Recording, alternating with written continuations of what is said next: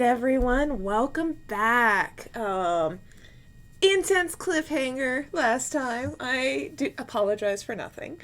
Um, our party had entered the fabled Eventide Forest through a very prominent threshold where they were met by the forest guardian, who, via infrasound, knocked them all the heck out. And that is where we left off. And so, in the forest clearing, hold on, let me get my notes out. We are resuming with Zunori.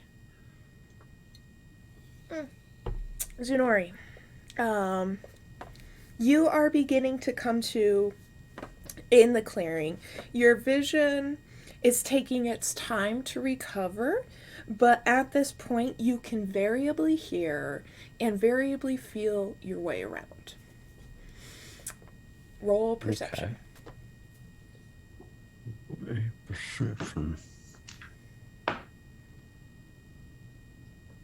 It's terrible. That is a. Oh, I restarted my computer. That's right. Perception. I rolled 12 all up. All right. So your vision is not returning to you yet, but you definitely, as you're feeling around, you feel like you're laying in mud. You know, you're propping yourself up and you're laying in mud. Your sword is in your hand, and your hearing is starting to pick up whispers all around you. It's still pretty indiscernible, but a couple of them do sound like familiar voices. And after sitting there and taking a minute to also stave off the headache and your vision starts returning, you notice how dark the clearing is, and you notice how dark the mud is that you're laying in, and you realize you are standing in a pool of blood. And your sword is covered in blood. And as this dawns on you, the whispers start to grow louder. Or kneeling in a pool of blood. Sorry, not Sammy, you're kneeling.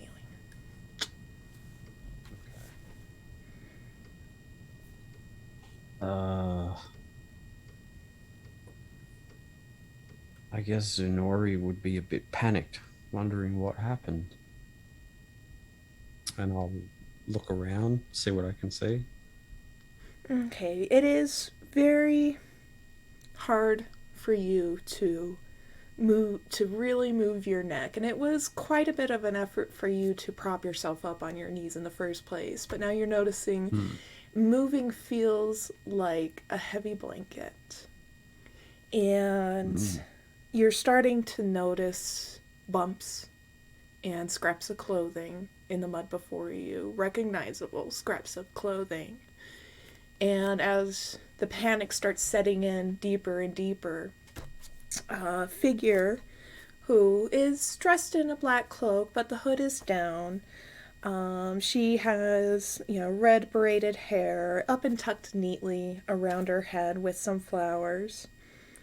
And she kind of walks around beside you, and it's super hard for you to turn your head or use your eyes to follow her, but your vision isn't 100% back yet.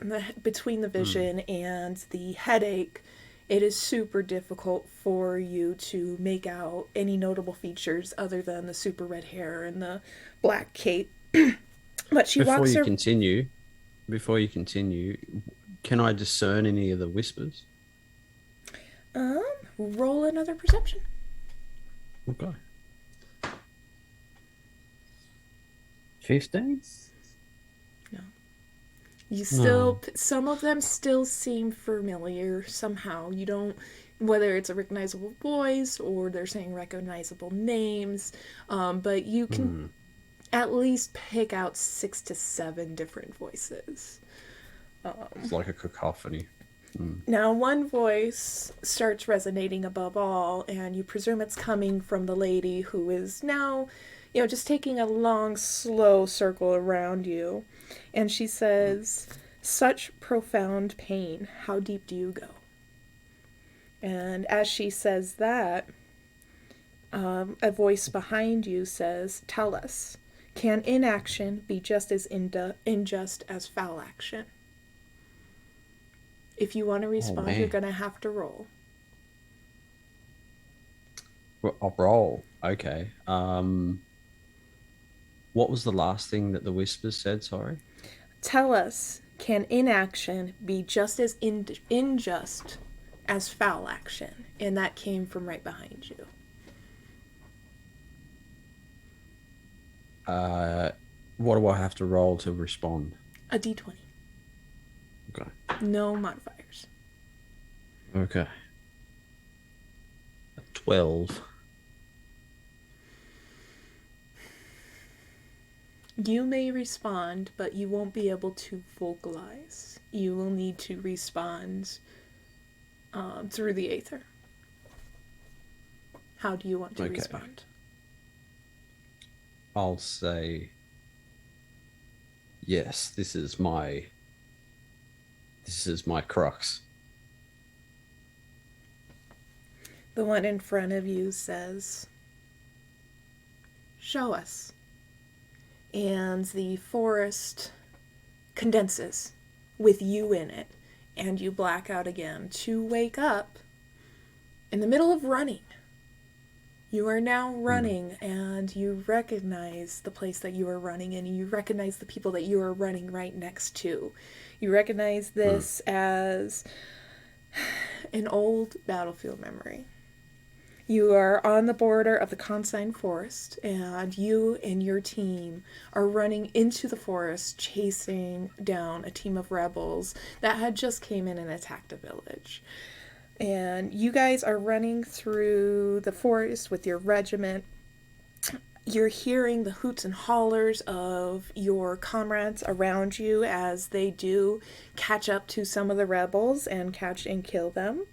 It's more to them. It is more of a game. This is one of your earlier memories when you were early in the army, or early in the armed forces. Hold on, let me see here. The adrenaline you're feeling is real, and the audio, it is real. You're feeling the wind. You're getting slapped in the face with branches as you're trying to chase these rebels. It's as if you're immediately right back in there. And that's when you stop, and you hear something from above you, but before you can look up, a body falls in front of you. And you look up and you start seeing, that your commander and, the commander's special men, the higher ranking fighters are all up in the treetops, these high, super high treetops. The rebels had built a settlement in the treetops, and they are up there starting to clear out the rebels. And now that you see that you guys have reached their settlement, what rebels you guys have chased into the forest are now trying to climb up into the trees, and houses above you are being destroyed, and there's bits falling all around you, and a body falls in front of you, and they don't die. And your men are standing around you, goading you, and boasting for you. In that moment, everything pauses. And the lady comes back. And she says, "Tell me about this."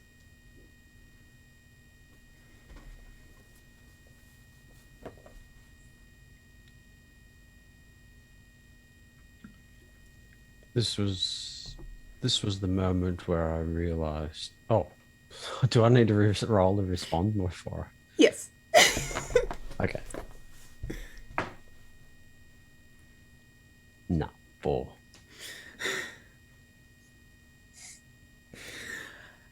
You can respond through the aether, but only feelings. Feelings. Okay. Fear. um, a sense of uh, wanting to impress, but at the same time conflicted with uh, a need to be right. Hmm. And And yeah, just darkness. she says, fear of what?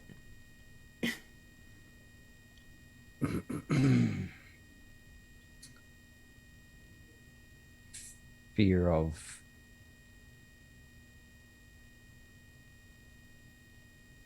taking a life being wrong about it.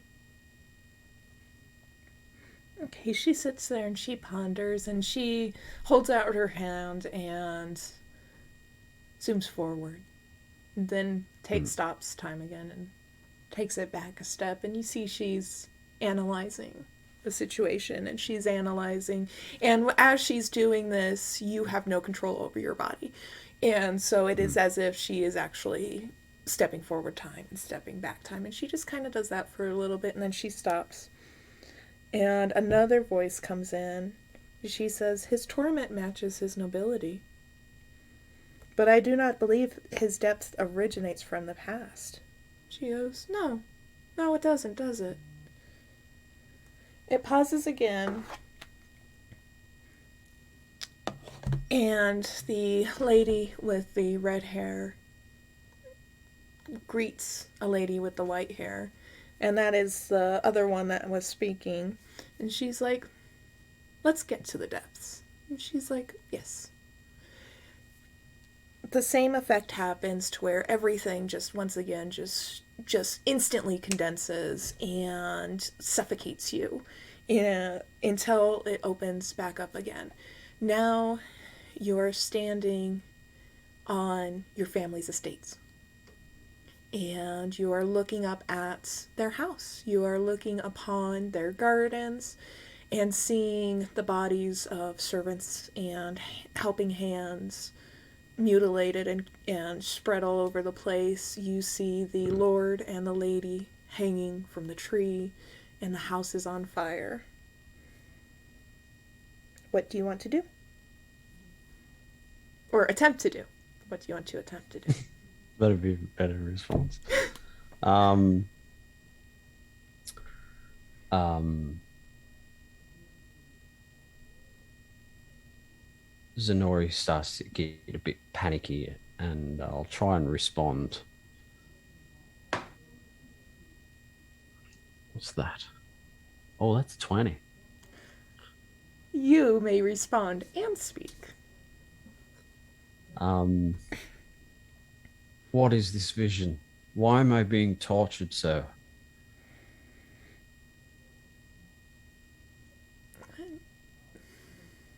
Tortured. You think this is torture? Interesting. Hmm. She's like, he is a deep one. They're like, yeah. Then you kind of hear them pondering, and the sounds of the scene are now coming to you. You hear screams. You also see soldiers walking around, destroying and chasing helping hands. And the scene pauses Hmm. and just fades away into, essentially a little sparkly water puddle. And right there, you hear a very familiar voice. Hmm. Roll history.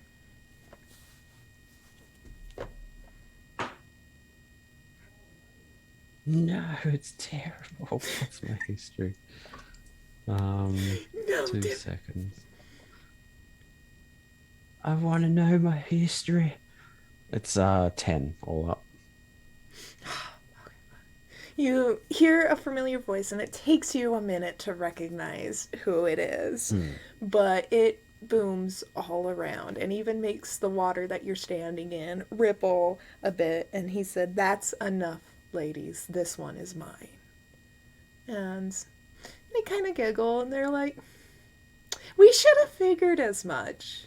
He is definitely, definitely true. You should be proud of him. And he's like, do I need to be concerned about him? And they're like, no, no, no, he has safety with us. And it fades to black. You black out. You go back to sleep. And we are and we are going to move to you, Aya. Amberley. I'm here. I'm All right. Oh, I am going to whisper your level of recognition, Zenori. So, how much you're going to remember when you wake up.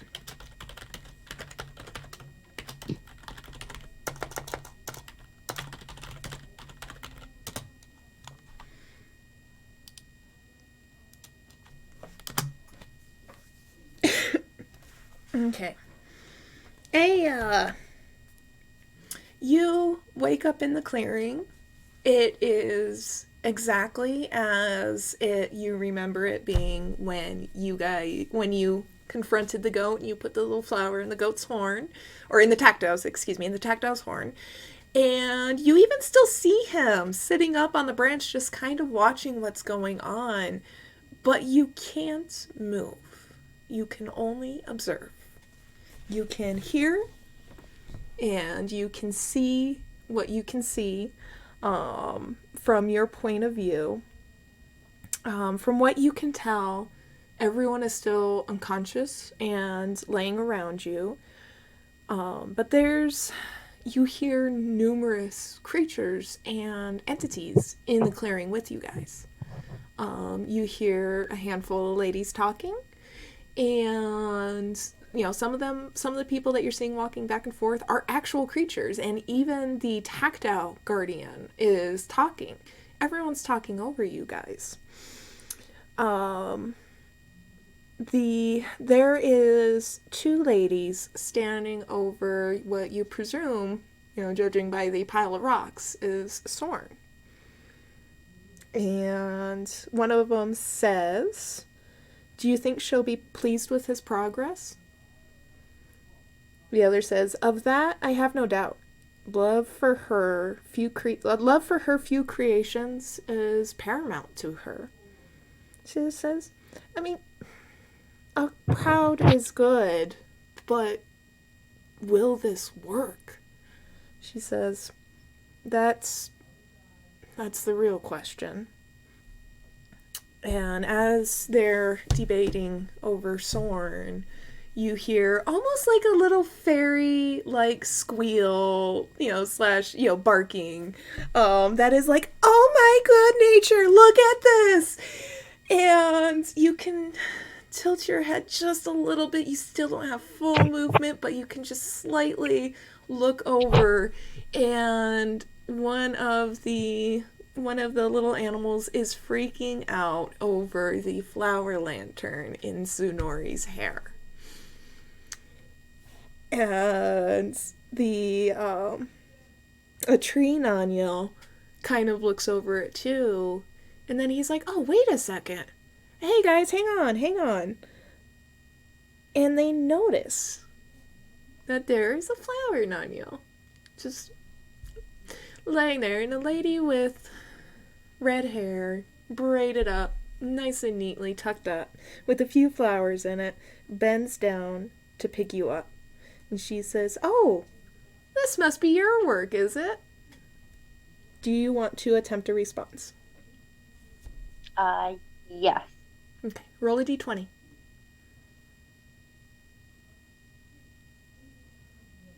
18. Your voice is a little bit weak, but you can respond. And she has you gently in her hand. Okay. Can you repeat the question real quick? She's asking if the flower lanterns are your work. Yes, the flower lanterns are my work. I actually have been working with flowers the whole time we've been on our journey. She's like, have you been in good company? Not that I have much experience, but I think I'm in the best company. She's like,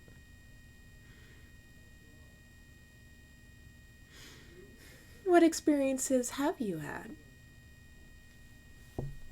Not many. Most of my experience has been watching others, and I had the druid, and past that, it's mostly been people in passing. This group let me join, and they're trying to do good in the world, and they're as different as all the different kinds of flowers, but I think that makes them stronger. A single plant doesn't make an ecosystem, and it can't survive on its own. And she goes, you are a marvel, little one. And she's like, I am not sad that you don't remember us. That is okay. She says, don't be afraid. You will always have a home. And she cups her hands, and you go back to sleep.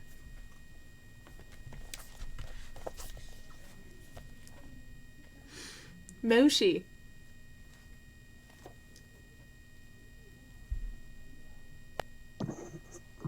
Ugh, okay.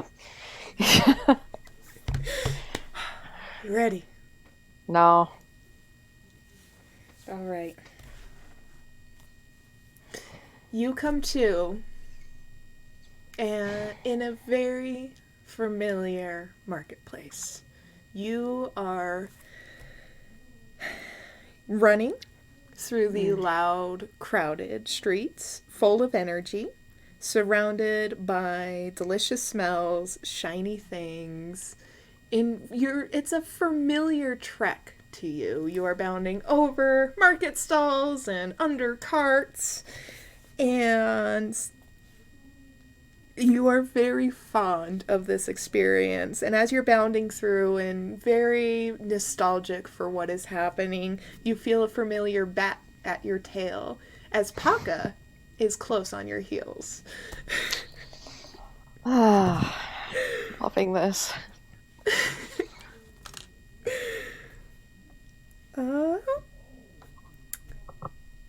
Roll a dexterity check for me.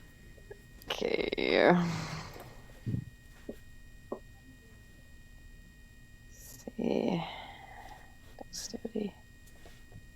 What is that?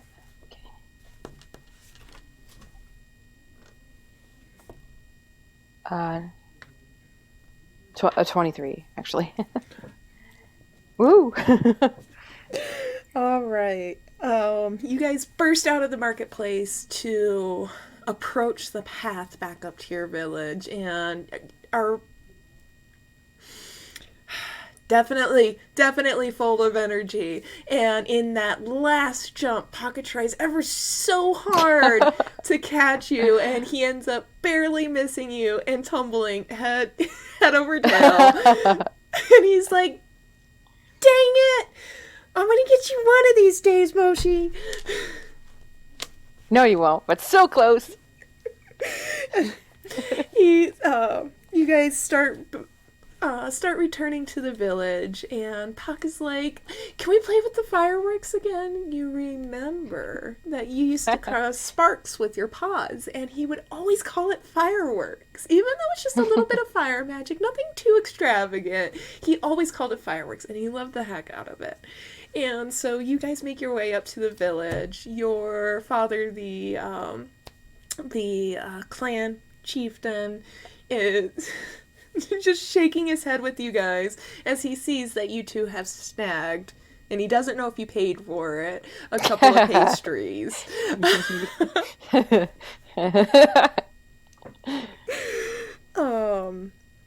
So you guys make your way to the outskirts of the village, and Paka is just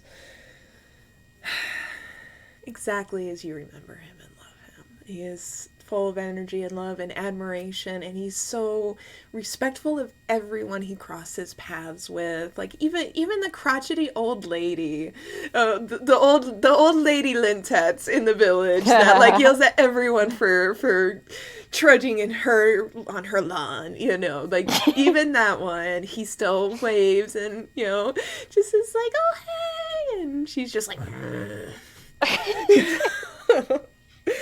but you guys make your way to the you know, just one of the borders of the village. It's super small, you know, maybe about like 10 or 12 tents, and you guys huddle on the outside because he wants to see you make fireworks. And so you put together a little patch of rocks, almost like a little fire pit, to play with fire sparks in your hands. All right. Roll Arcana. Oh God. Okay. Let's hope this is a good roll. Oh, it's 18. It's not bad. All right. So you know that Paka is particularly fond of the sparky part. Not really the fire, but the sparky part. So you try so hard to just make it like sizzle and pop. And you're actually doing pretty well when a shadow looms over you guys, and you recognize it as one of the soldiers from the marketplace.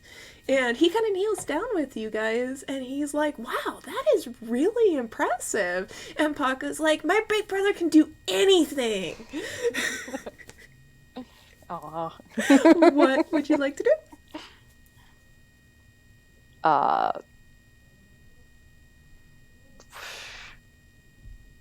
don't know. I'll try to make the sparks bigger, maybe, or something. Can I try to make it more elaborate? You may. Okay. Go ahead and roll. Do I have to roll? Okay. This is Arcana again, you said? Mm-hmm. Oh, that's an 18 again. Oh my God, this is great.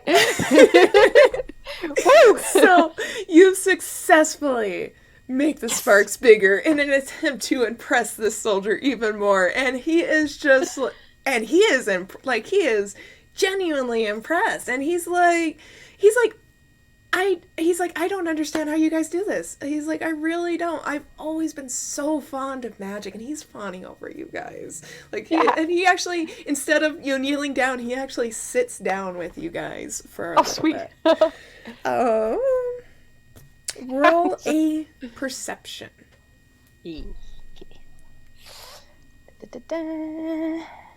Oh, that is a nat 20, by the way. And I also I have 2 on top of that, so that's 22. Okay. Whoa, things are going well. You barely did it. You barely did it. Oh, damn you! Oh, God. Okay. So the quite a little bit of time passes, and you start picking up on, and this is something that deviates from the memory, but you start picking up on voices around you. And, you know, that's like maybe they were there before, but you don't quite, remember them. But they are starting to get very, very heated. And you hear a very loud metal clanking sound against something soft. And a grunt and a whole bunch of gasps. And Paka looks over and he also gasps. And he's like, no, Dad! And he jumps away from your guys' little circle, and you try to chase after him, but the other soldier grabs you, and he's like, whoa, he's like, wait, you need to run the other way, and I need you to make another roll for me. This is not part of my original memory now? It is, yes. But the voices aren't. Okay, so I need to roll what? What am I rolling? Roll a standard D20. Okay. I'm not making this up. This is 18. You're like, I am getting this memory. I'm like sweating now. I'm like, I'm out of good rolls. Oh, sorry, I just forgot. Okay. As Paka is running up, you see your father is laying on the ground, and a soldier who stands quite a few heads above the other soldiers has his weapon over your dad. And Paka is running up, and the soldier takes you and throws you. And you hear a wet slashing sound. And he's like, you need to get out of here. He's like, run! And he's just yelling at you, run, go. And fear and adrenaline and just confusion, you do run, but your love for Paka, you end up hiding in a bush nearby. And for the next few hours until long after nightfall, you listen to the screams and the sounds of your clan being attacked by these soldiers. And when it sounds like they're starting to settle down and things are starting to quiet, you still stay there. Make another d20 roll.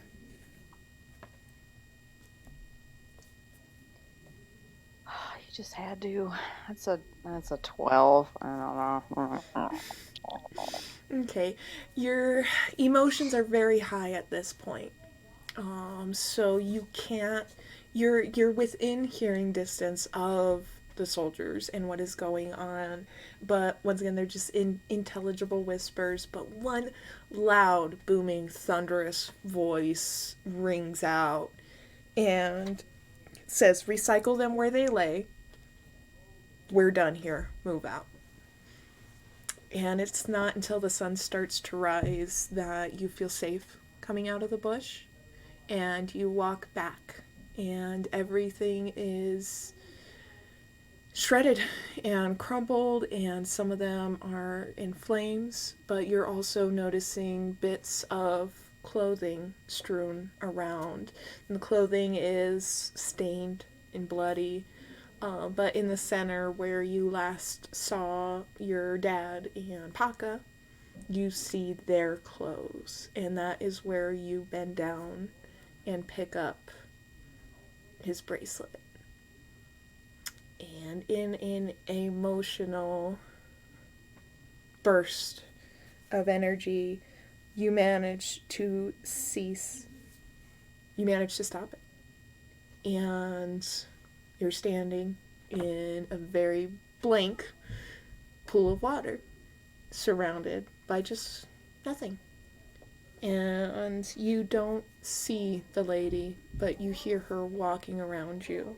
And she says, would he still look up to you if he saw you now? And that is where you black out. Oh, just let me at her. Oh God. Oh, this is so freaking tough. And I will message you how much you remember. Fine. Oh, you know what? Screw you and screw this game. I'm done.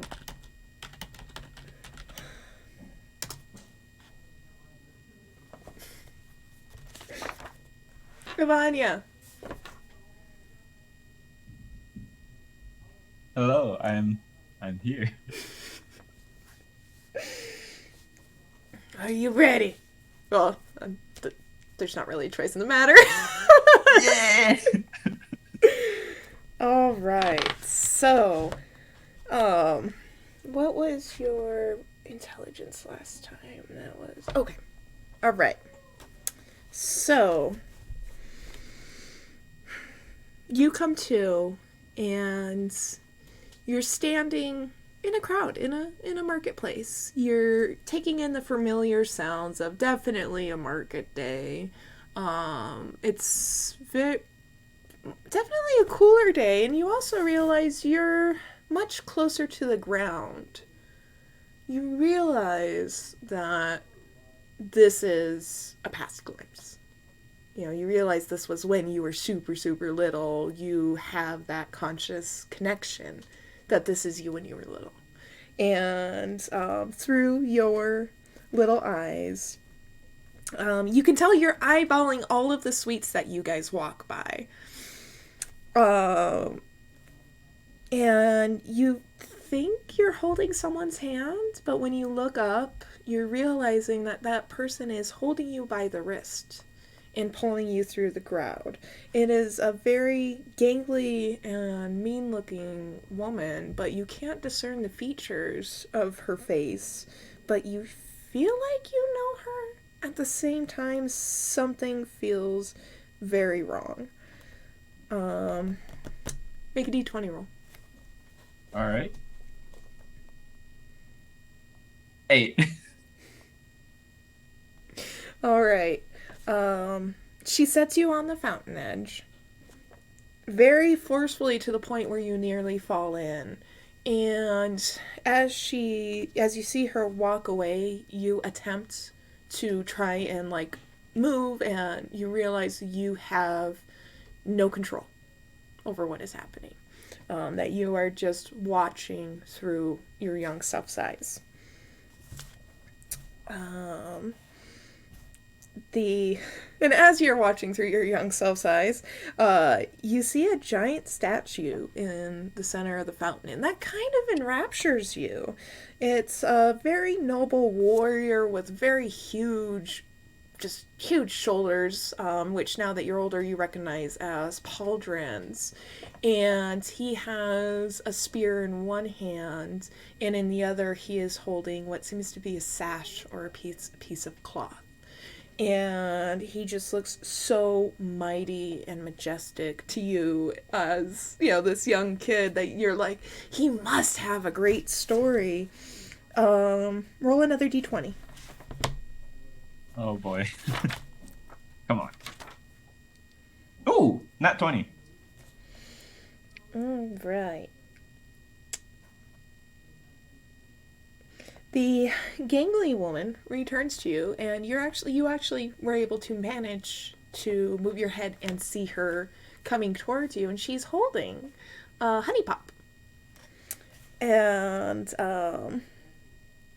she hands it to you, and she kind of shoves it in your mouth, but you're actually able to brace yourself. In this moment, you did gain some semblance of control to where it wasn't as forceful as she was probably intending it to be. And your kid self, it just totally gets enraptured, but your adult inside sees her walk back to a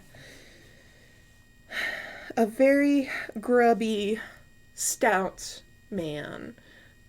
He has this green jacket with black patches all over, and he just looks like he feels grubby, and he doesn't have any hair on his head. It looks like he has no neck. But the woman goes back to talk to this man, and you see her take out a coin purse and hand it to him. Make another d20 roll. All right.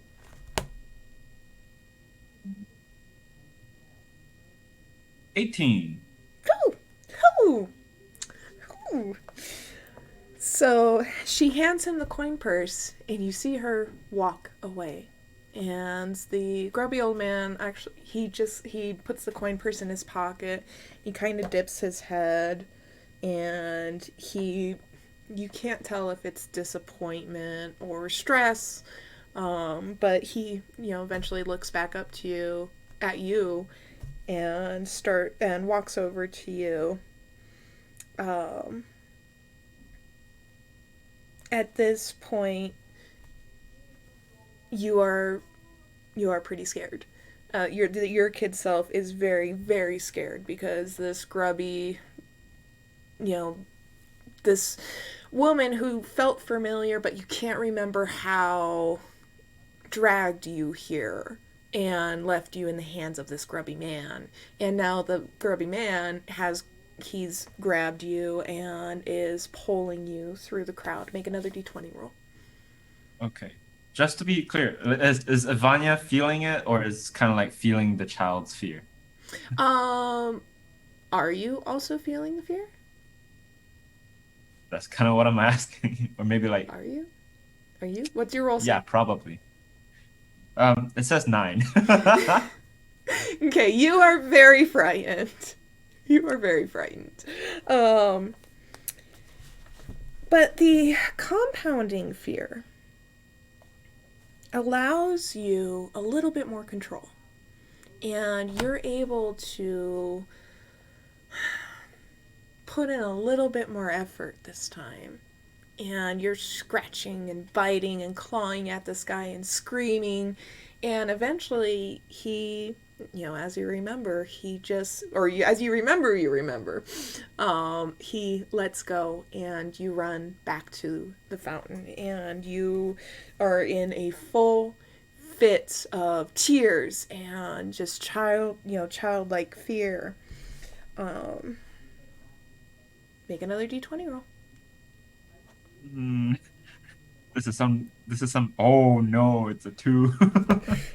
Okay. It starts to feel like a faraway dream. But a voice comes closer to you and it soothes you in your soul, and you recognize the voice as your adoptive mother. Everything she's wearing is yellow. You can't make out features, you can't make out any details through all of the tears in your eyes, but you feel her pick you up and hold you tight. And make one more D20 roll. 17. All right.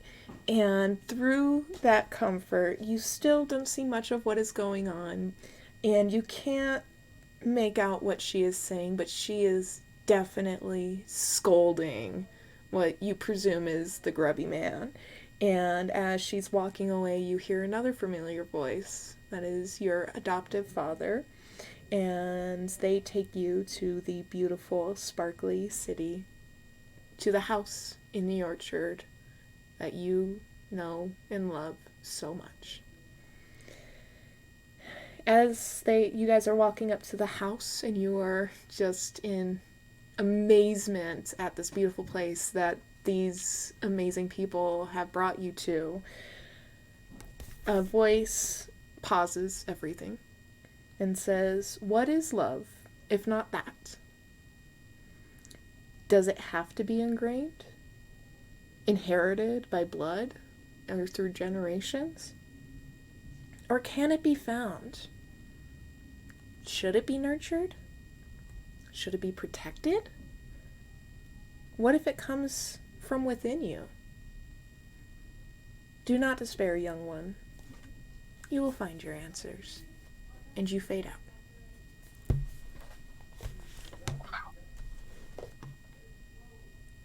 And let me message you how much you remember.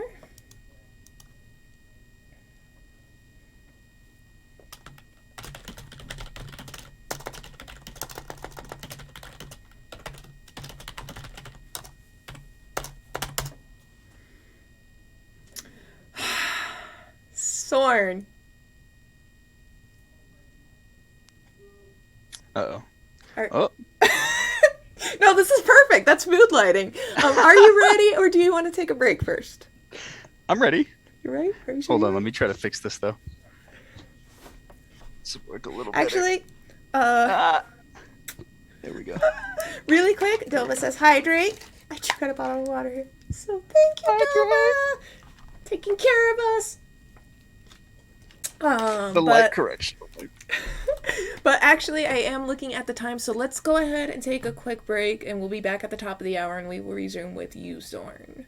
All right. So, be right back.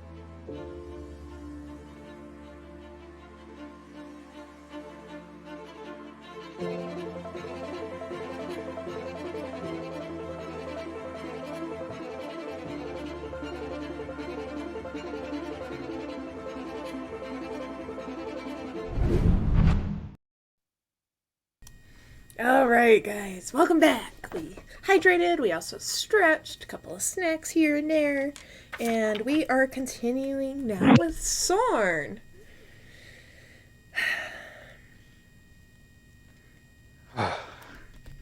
Roll a d20 for me, actually, right off the bat.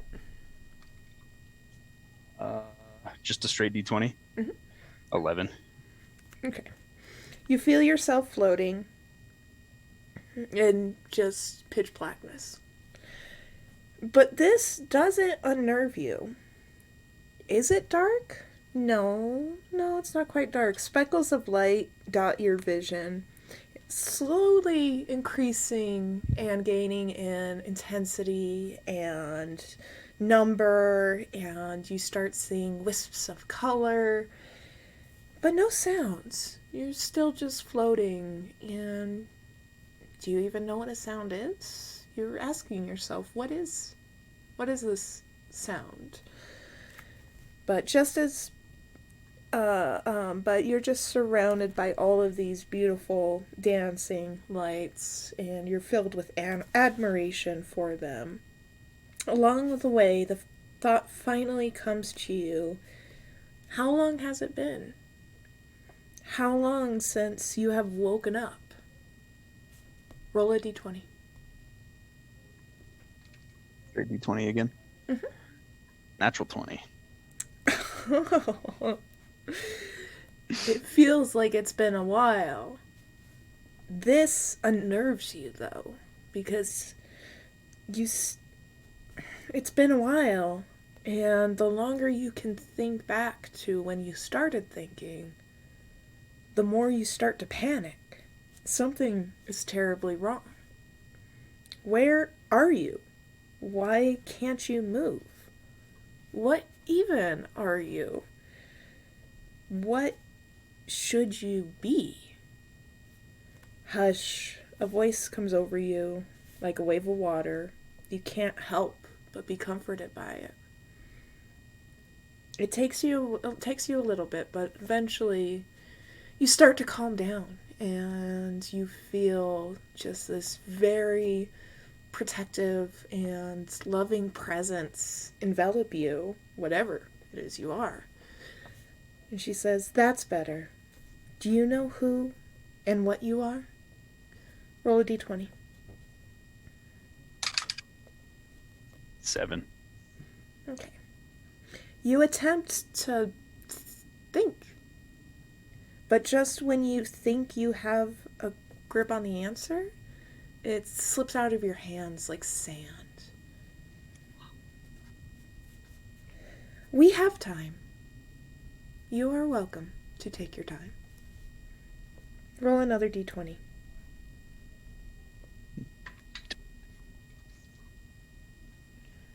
Uh, 13.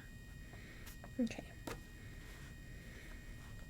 After a little bit, you realize that she is comforted by your company. This profound, majestic, protective presence that you now feel totally bonded with feels comforted by your company.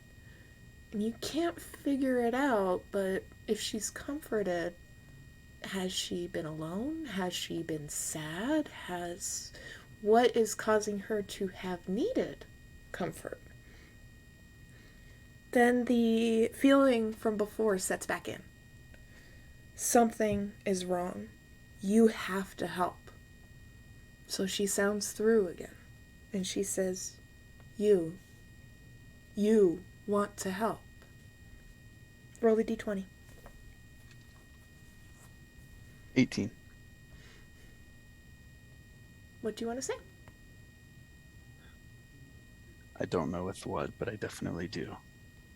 I feel like I need to. You say that with such absolute surety that it feels like you're just going to explode, and you're going to become one of these dancing lights that are around you, because you have so much energy in that answer. You just so much emotion behind that answer. Now all of a sudden, she feels darker. She feels heavier. you realize, is she a she? But she just, it felt like you felt her heart drop. She's worried.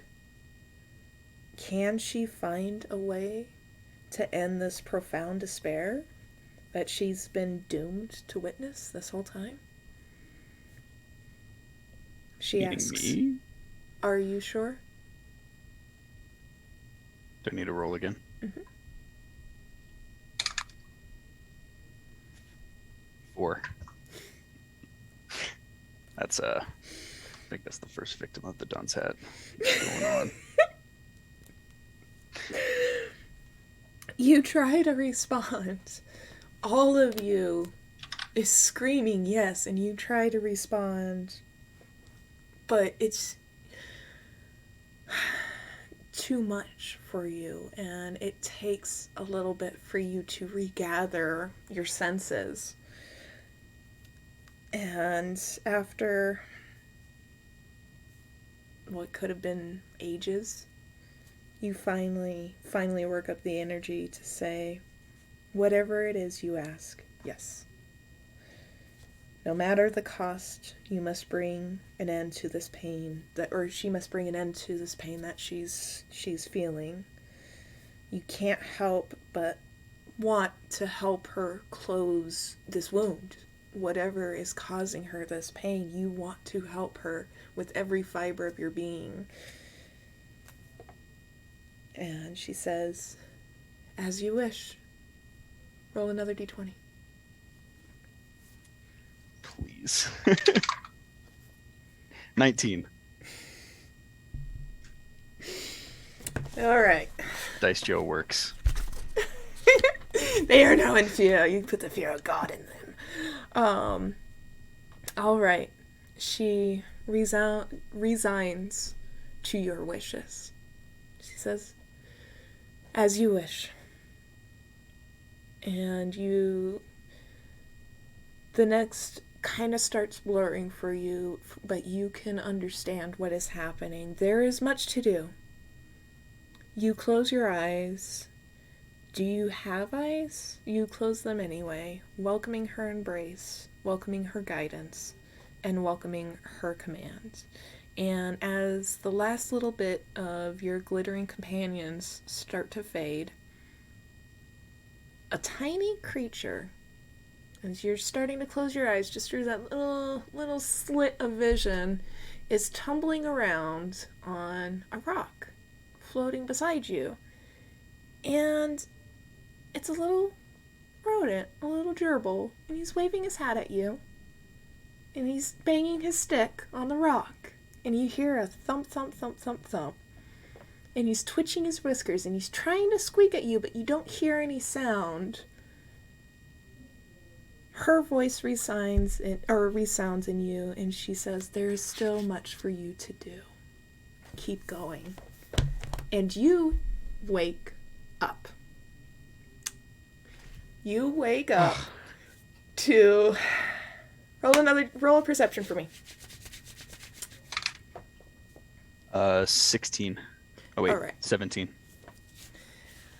You wake up to that same gerbil sitting on your chest piece, banging his stick on your chest. He's squeaking at you.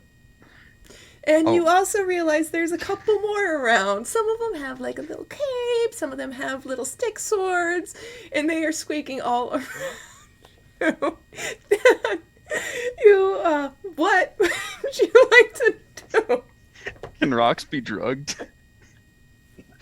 I just don't even. I guess I'll kind of make like a cup with my hands and pick up the one that's on my chest and put him like on the ground with the others as I like sit up. All right. He accepts this gesture as you sit up, and you see there's about 6 or 7 of these little guys running around you, and they all kind of squeak at you, and he waves his hat at you again, and they run into the bushes nearby as they wave goodbye.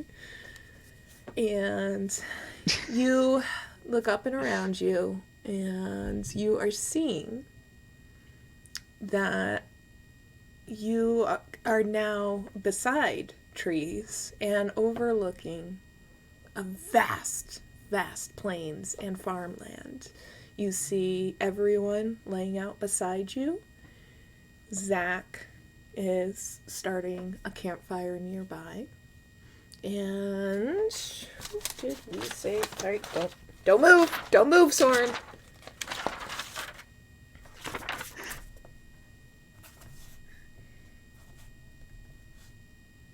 Ivania is the first to wake up beside you. I'm gonna be kind of like checking myself and going through my belongings. Roll investigation. Okay. Whoa. Natural 20 plus 5, 25. All right. All of your items are in there. You see one more sneaky gerbil that was digging through one of your pockets, but you get him out of there, and he's just Yeah, like, he I'm kind of like scared. abashedly runs back into the forest. Oh, Ivania, are you up? Oh. Or are you sitting up? I'm crawling. I'm kind of like half sat, half laid up. Like, you know, when you just wake up and you just prop yourself up by one arm. Ivania's just like- Ivania, roll roll a roll for me. Hold on, I have Roll some. just a roll. Roll a wisdom. Wisdom. All right, that's 16. Right. You wake up and you recognize the feeling as just a little bit worse than when you were hungover. Your head is pounding, you're pretty nauseous. Soren, Oh. you feel like you're okay. Like you still, there's ringing in your aether, but I'm confused. Confusion. Oh no. Forrest used confusion. It was very effective. I'm glad it seems we're all safe. Should we get the rest of them up? Yeah, actually. Yeah, where is everybody? You Said guys, they're all laid out around Yeah. us, right? Oh. Who's closest to me? closest to you is Sorn, and Aya is on top, or Aya is right beside Moshi. I'm Soren. Alright, Sorn is right next to, Denori's right next to Sorn. There we go.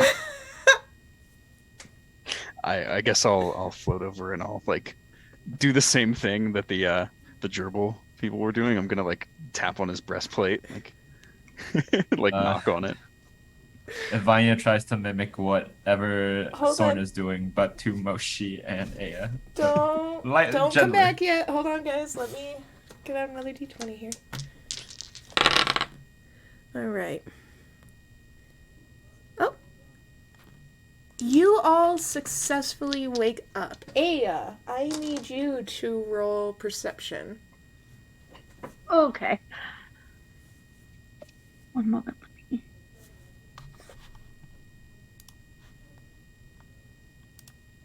17. Okay. I'm going to whisper to you. And while you guys are waking up, feel free to wake up. Yep.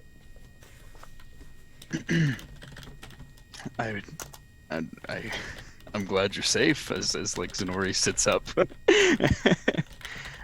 There's What happened? just tears streaming down his face.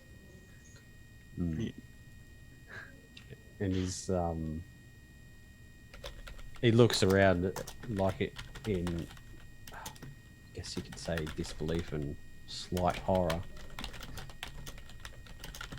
And he says to you, "Was this all a dream?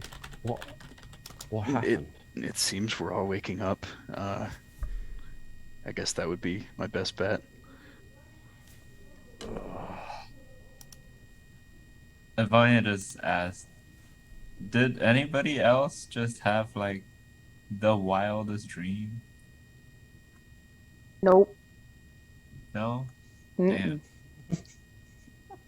Damn. The end of mine was pretty wild. So you had one. Moshi is very Moshi. At least I'm not the only one that's. Yeah. I guess Yeah. It was a something. what was the name Oh. of the animal that knocked us out? What are they called? Tactile. Tactile. Tactile. Yeah. The little goats that you guys have also hunted? I guess Yeah. The one that you Scorched. microwaved? The one that is literally a crisp. It was all your Maybe fault, Soren. Maybe it was karma. I guess the whatever that tactile did affected us differently. I suppose it did. Though I'm pretty sure it has something to do with. I don't know. That tactile does not seem normal because there are things that came to me that I didn't even know about. That should be Damn. like the subtitle of your video. That tactile did not seem normal. I should have known. But damn. No problemo. There was indeed a problemo. The tactile sauce. Is Io awake too? Yes, she is. Yeah, I'm awake. I didn't have a dream. Actually, just saw the ladies. You guys were all asleep. Oh, So, Wait, ladies? of the forest. Who now? the ladies of the forest, the people that we were kind of.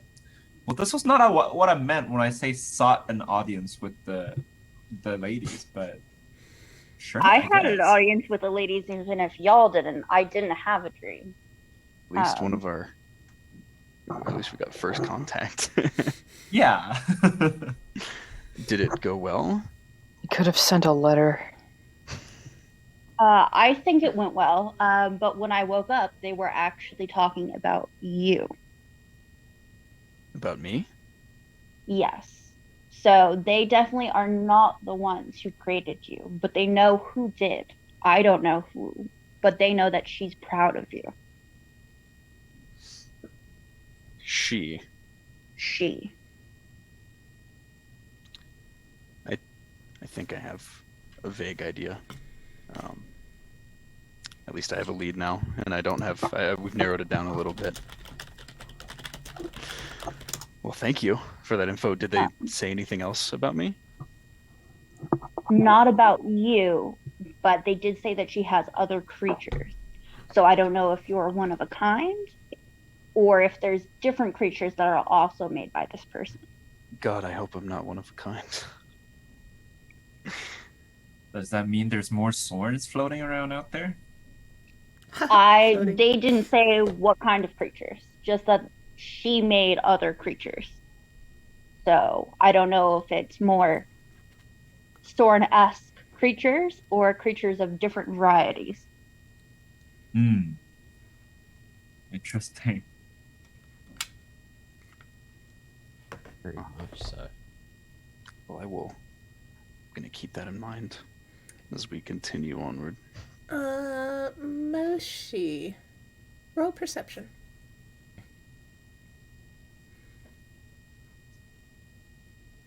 Hmm.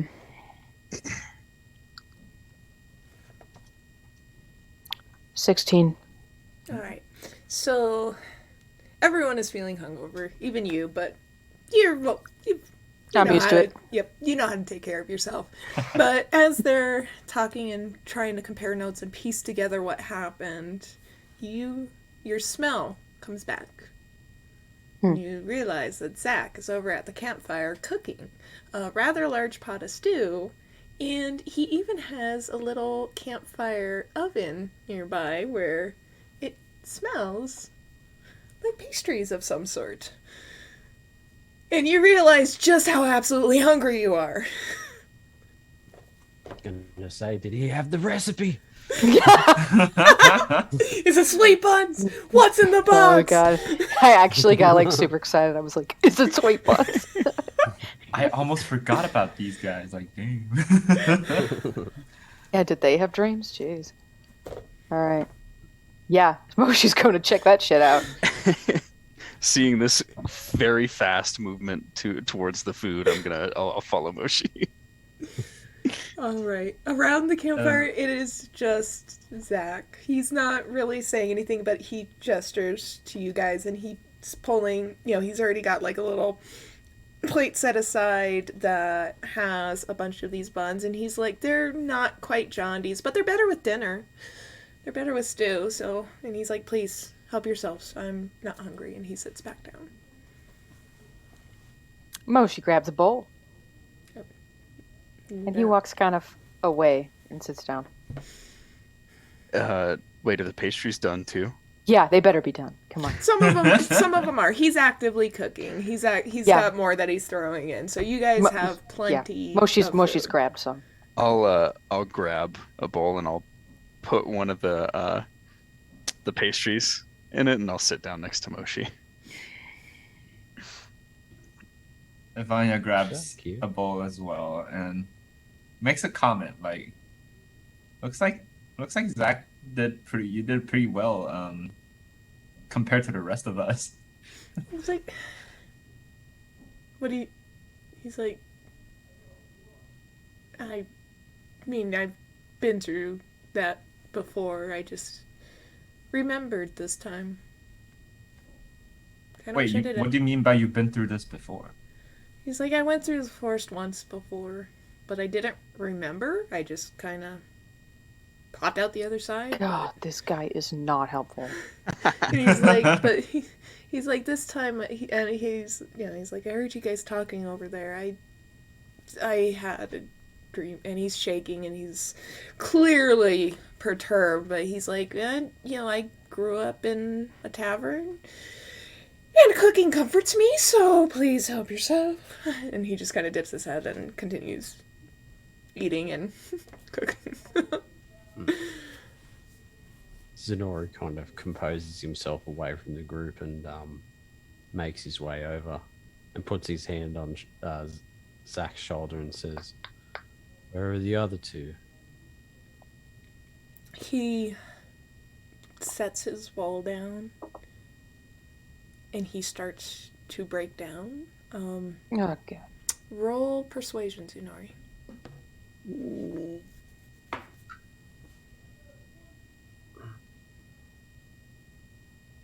What's it mean?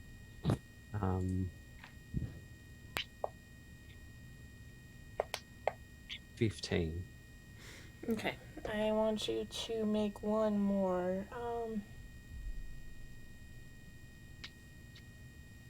Roll an insight. Okay.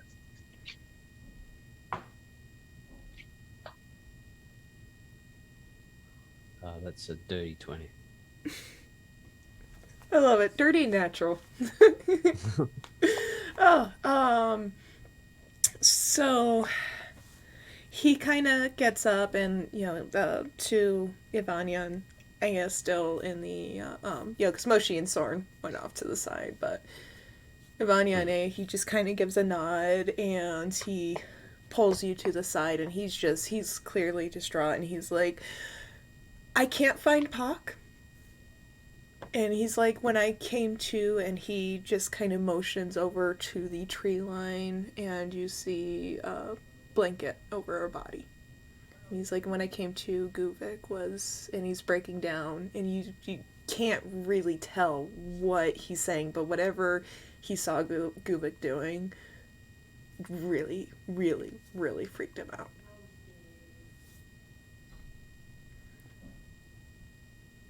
I'll put both my hands on each of his shoulders and be like, shake it out. Shake it out. We've got time for tears later. And he'll nod and he'll, Wait, so he's dead, yes? That's not like my character, that's just me making sure I'm understanding. Yes. Yeah. Yep. Okay.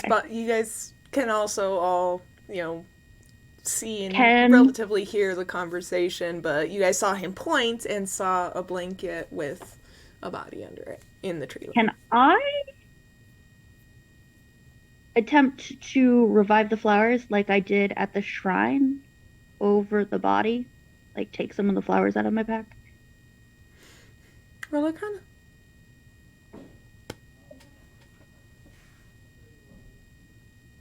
How is there a blanket? Someone just has a blanket. You guys have travel. Yeah, gear. travel gear. There's a waste of a 22. blanket on that. All right. Well, the blanket can be removed because I'm handling it. In theory, anyway. Roll perception.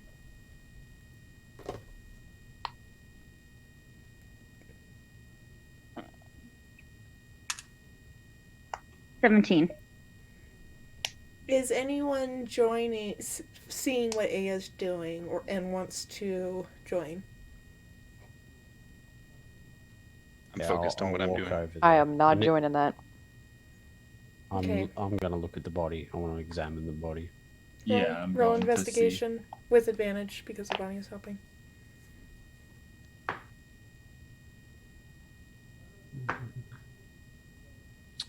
That's terrible.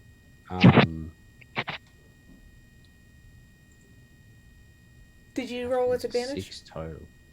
Yeah, I did. It was absolutely terrible. Oh my goodness. Oh. Cool. Yeah, it's an 8. Oh Alright. no. There's definitely a lot of blood. There's definitely a lot of blood around him, and he was evidently relatively in that spot. You can't tell if it was an animal. You can't tell, what it was, but there is a huge gaping chunk in his throat, and his fingers are also equally as bloody. Equally what, sorry? Bloody. So his fingers are okay, bloody, and he's got this huge gaping hole that appears to have been shredded out of his throat. Good riddance. Dude tore his own throat out. Zenori, visibly shaken, especially from waking up from the dream that he had, kind of turns away quickly and then looks at Zach and says, "What happened here?" Roll another persuasion. No, roll intimidation. Because you are not mentally fit right now. And that one. We want. Really? The nat 1. Oh man. So I would have loved to see like really badass Zunori like. Well, Tell me the here's the truth. thing. Here's the thing. So, you guys already picked up on Zunori being shaken, just like the rest of you guys. You all are a level of perturbed. But you see Zunori kind of look down at the body, and he takes a step back, and he is just totally tenses up, and he turns around at Zach and attempting to politely ask for an answer.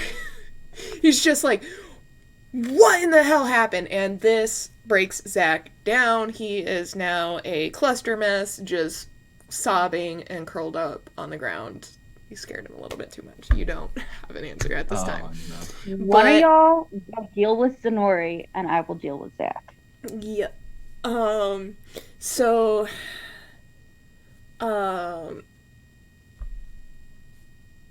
as that happens, Aya's just kind of like, okay, this needs to go away, and she works her magic, and the body of Guvik is completely, she pours out flowers on top of him, and those flowers combine with the foliage around and encase him in a beautiful blanket of flowers and grass and leaves, and totally hiding everything. Even the blood splatters get coverage.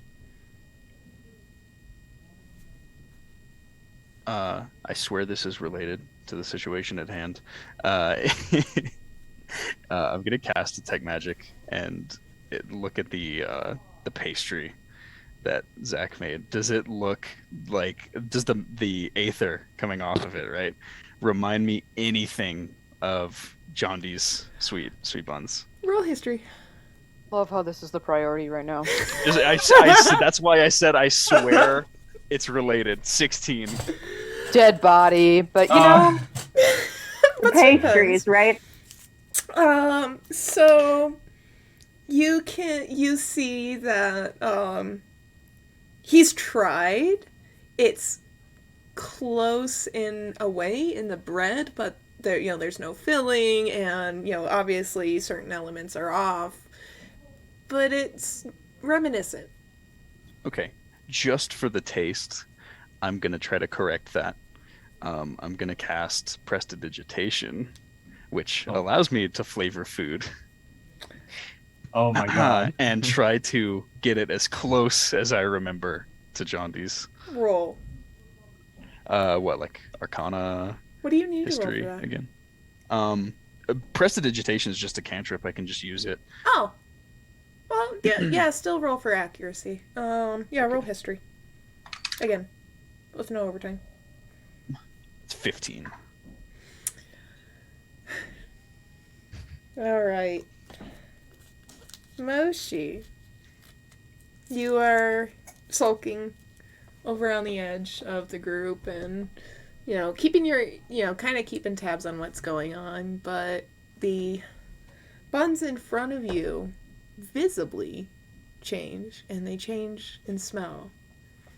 All of the buns in the camp now smell so much like John D. Sweet Buns.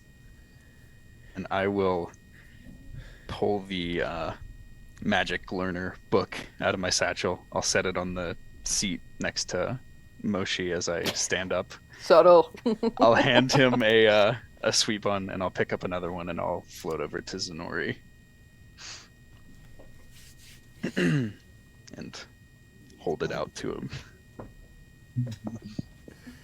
Thank you. Zenori will see it and smell it, I guess, and be like, "Thank you, Zorn. Thank And you." I won't say a word. I'll just pat him on the back and go back to my seat. I'll take the sweet bun and maul it.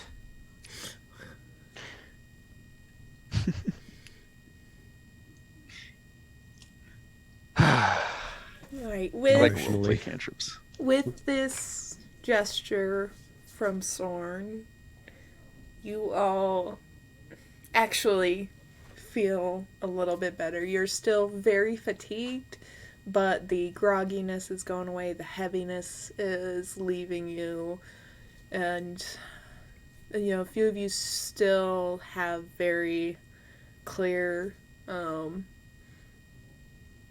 residual effects from the experience, but you all feel a little bit lighter sitting around the camp gathering your bearings.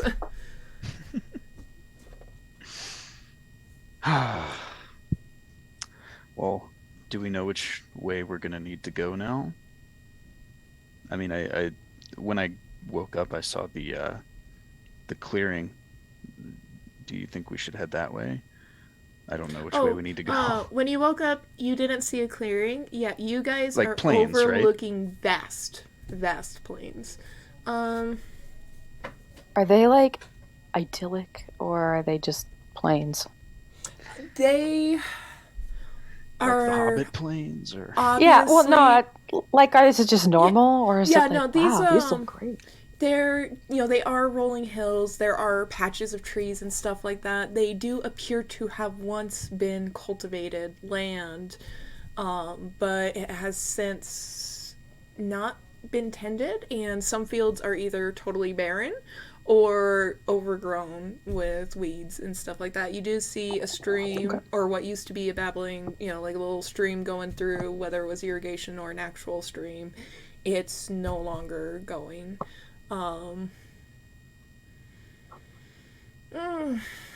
Tsunori, roll another persuasion. Oh.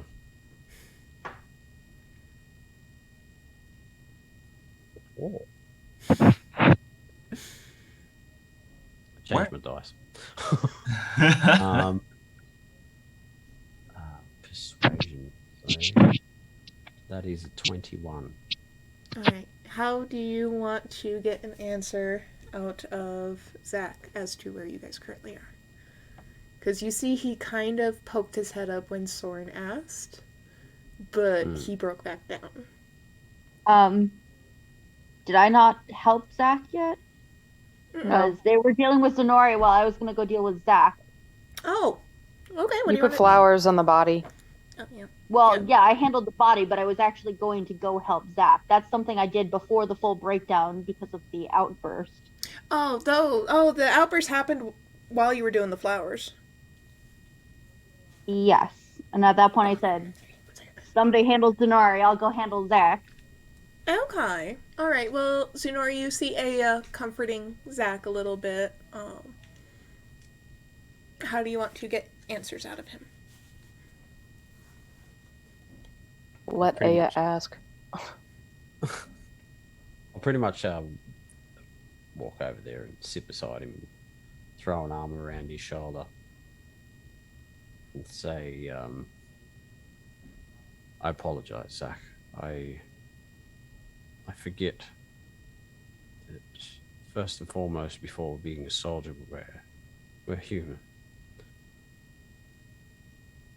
Can you please tell me, at the best of your ability, tell me what happened?"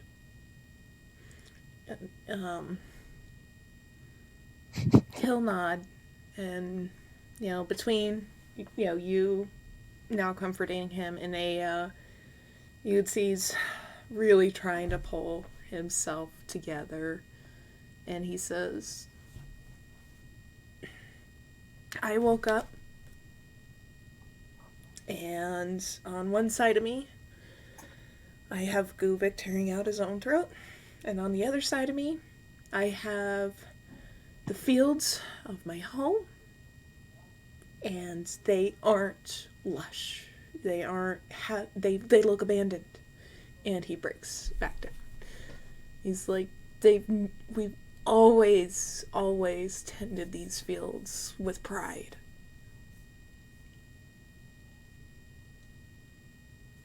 And so,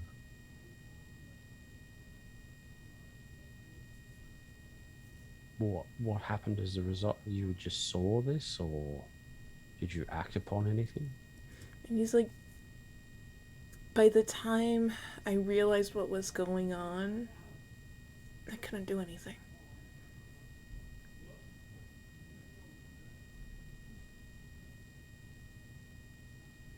Judging from what we've seen through all these dreams, can't help but wonder what he's seen. My God, he tore his own throat out. And he's like, and I looked everywhere along the tree line, but I couldn't find any sign of Powell either. He's like, but as a matter of fact, I can't even see any signs of us. And he goes back into frantic, anxious, breaking down. Calm down, that's enough. We'll sort this. I'll turn to Vanya. I was going to say, I'll turn to you, Vanya, and say, we should do a perimeter check. I'll go this way, you go that way. Yeah, Vanya at this point is already pulling out her copy of the map and trying to match whatever Vanya can see against what's on the map. Okay.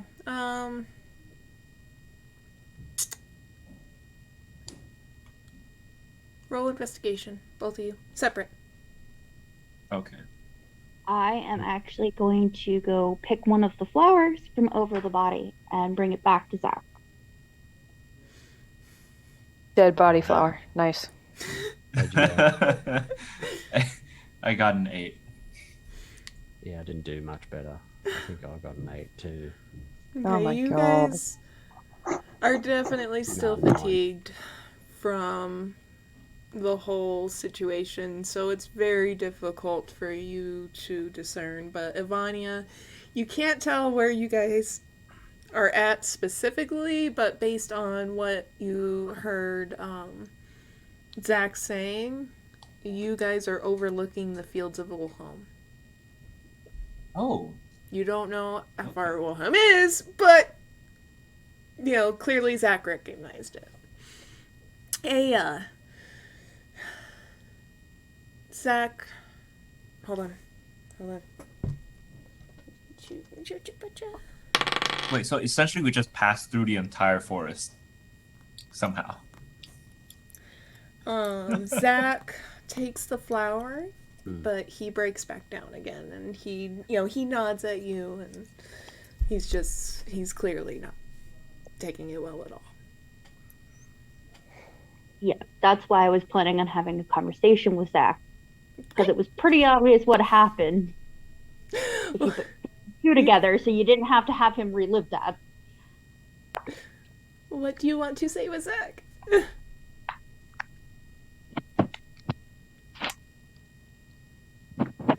First and foremost. Oh, hold on. You're talking underwater again. First You're and foremost. With the flower. Okay. It's not going to last forever, but now you have a piece to remember him as he was rather than how he is by.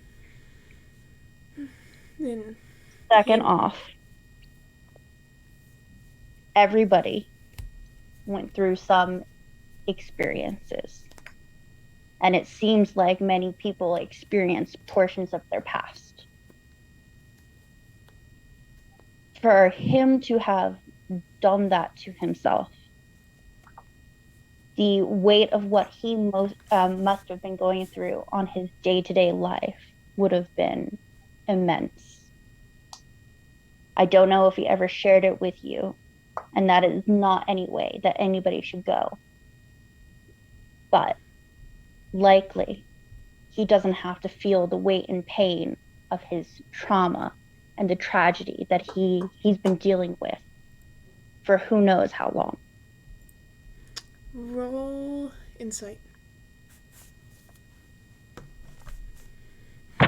Hey, yeah, getting in the feels.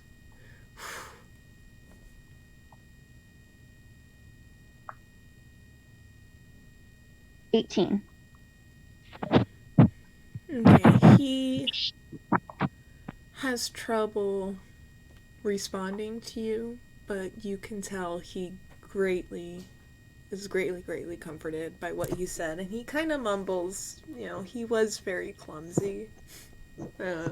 That chokes him up, and he just kind of picks you up and holds you close and just lets it out. What? You're talking underwater again. You're dripped in here. My finger, yeah. Sorry. With Chow, the fact that he isn't here, maybe he was the first to wake up and thought there was nobody left. He couldn't have gone far based on the state of everyone else. So until we know something, try not to worry too much. And we will do our best to try and find him. He'll nod, and he's like, yeah, maybe I overlooked something, but there was no tracks around us when I woke up. I have a little question. Are there little rats that were on and near Soren still around us? Roll perception. Come on, give me a good one this time. That's 12 plus Watched. 19. All right. So you do notice with your more experienced eye at hunting all of these little tiny paw prints all over the camp, particularly around where Soren woke up. And you do see them going back into the forest, but as you look into the tree line, you don't see anything besides just, general birds and bugs, and but in terms of signs of the rodent, nothing immediately comes out at you that they are still around. Okay. But you definitely see little rodent feet everywhere. Oh, we see the tracks, but they don't. Hmm. Okay.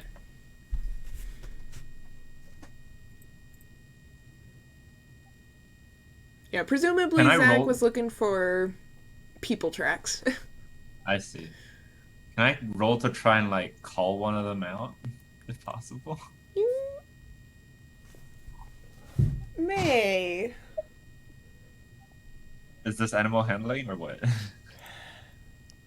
What do you? How? Propose to me how you would do it. Okay, let's see. I need to know if Ivania is able to like mimic the voice, or like the noise that pauldrons make. Oh, the little gerbils. No, Yes. pauldrons are shoulder armor. Oh, I thought that's what you meant. Yeah. For now, well, I thought I had a name for him. Hold on. You guys got me wondering.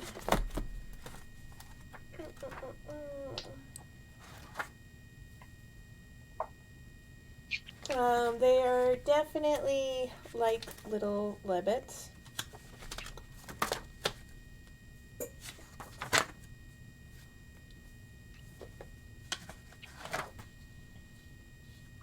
They are called Okies. Okkies.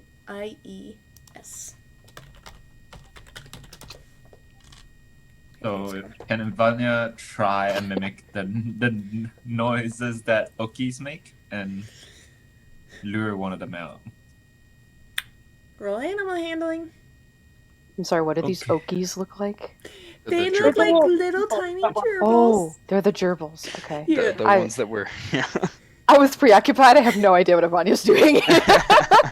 That would be Me a and, 17. Me with and advantage. Moshi are studying. We're reading. The Yeah, book. we're We're studying going back and right forth now. talking about magic Going at through our the visual campfire right now. dictionaries. All right, you do try and mimic what you remember of the sounds, but you receive no response. All right. Nice. No luck. Okay. Damn. I just want to see all these gerbils like just staring at her with blinking eyes, like trying to With make their all these little noises. hats and Wake their up. little clothes. Yeah, and she's like trying to communicate. Squeak, squeak, and they're like, Squeak, squeakity, squeak, squeak, squeak, "What are you squeaking." saying?" All right, Ivania explains herself a little bit. So, well, I was hoping that maybe I could try and talk to one of these people because they were here the whole time, possibly before we woke up, and maybe they had an idea where Pal might have went. Creepy dream rats. They could be on our side. They did wake Sorn up. I just imagine them with like little cowboy hats. I have no idea if that's legit, but like, I just imagine these little gerbils with swords and cowboy hats. I don't know. I'm so sorry. I ruined the image. No, that's pretty accurate to mine. You know, like a little, like the one that was tapping on his chest. I was picturing as like a little Gandalf. Okay, so that's not far off. I love it.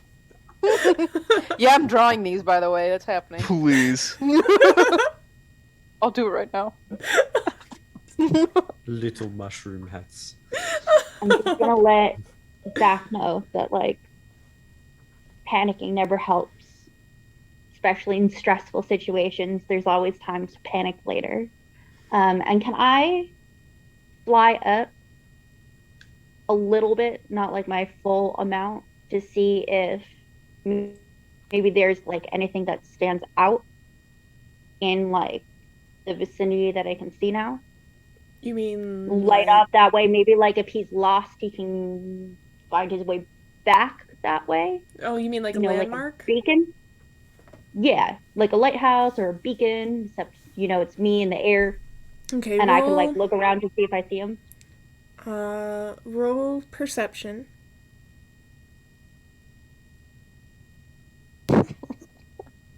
What have I done? 19. Okay. So you fly up. Pretty definitely. Are you okay? No. Okay. Oh, okay. Moshi chokes on sweet bun. Just choking on my own spit here. It's great. Coordination. Oh, the struggle is real. So my you life. fly up, and you can tell it is late afternoon. The day star is starting to set. These untended fields are the expanse of what you can see. Behind you is definitely the dense forest, and you see a whole tree line. But from where you guys are currently at, the current distance, you cannot discern any particularly outstanding landmarks or anything that would indicate, a village or anything. Not what I was looking for. I was looking for Pal. But you also can't. That's Yeah, you don't see anything. okay.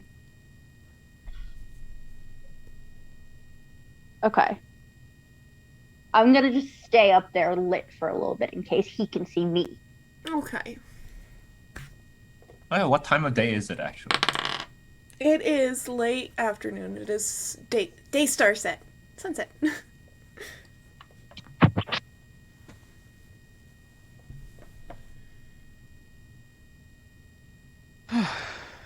Guess while everyone eats, I'll do we want to actually go over the magic book? What do we want to do? I don't think we're moving anytime soon.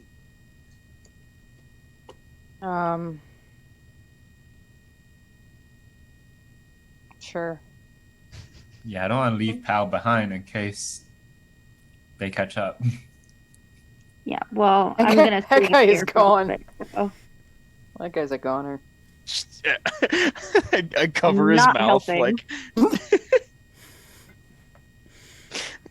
We can't let Zach hear you. Shh. But I don't think it'd be a good idea for us all to split up.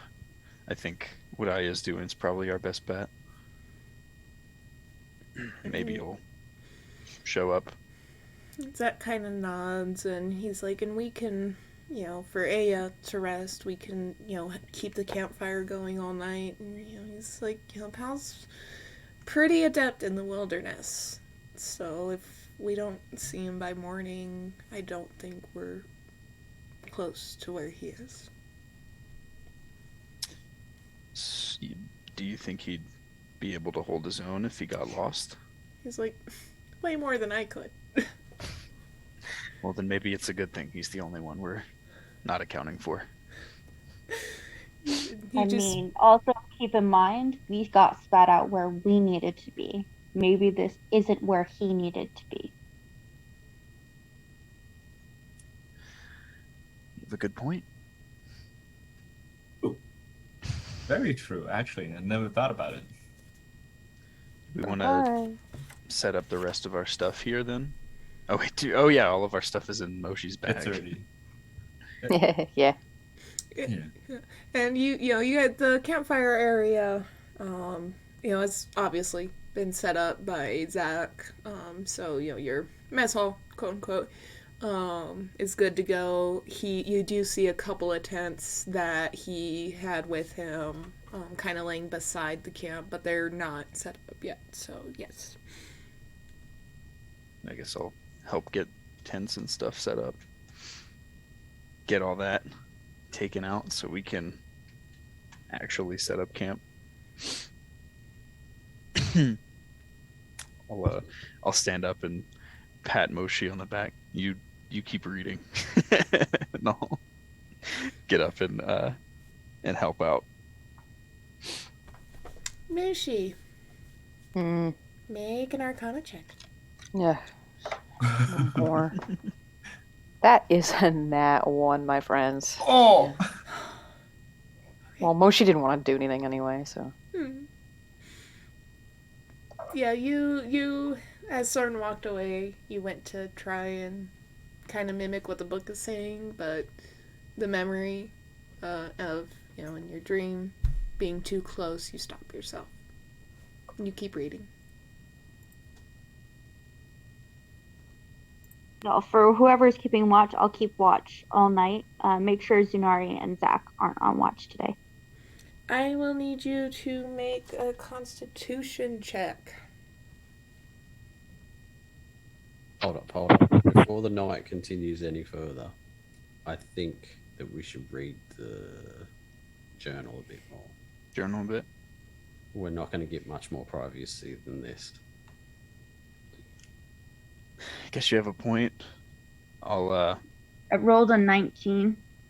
Okay. So you have the most energy out of everyone. At some point you are going to feel fatigued, but between you and the campfire, really anyone can see you as far as you can see them. Yeah. I'm gonna come back down, but I'm gonna just stay up and keep watch all night. It's not like that's a super intensive activity. And I'll hand the journal to Zenori, and just you can read a little bit before you go to sleep if you need to calm your mind. I'll keep watch here on the ground. Thank you, Saul. I guess I'll finish setting up the tents, and I'll go and sit back down by the fire. Hey, Vanya, is there anything else you want to do for the rest of the night? I'm gonna take the first shift to help Aya, but the second shift, Vanya's gonna knock out. And Zach will see you take shift as well, and we'll kind of nod to you, and he's gonna try and step in where he can and try and help out where he can. Zunori, you have options. So by now you've flipped through the journal quite a bit. You haven't actually sat down and read it. But you can tell that of what is unread, based on where the bookmark is, Nillian is currently en route to the forest. And so there's quite a few entries where it's him heading to the forest, and then there are entries where he is actually interacting with the forest. Do you want to read everything, or do you want to skip to the forests?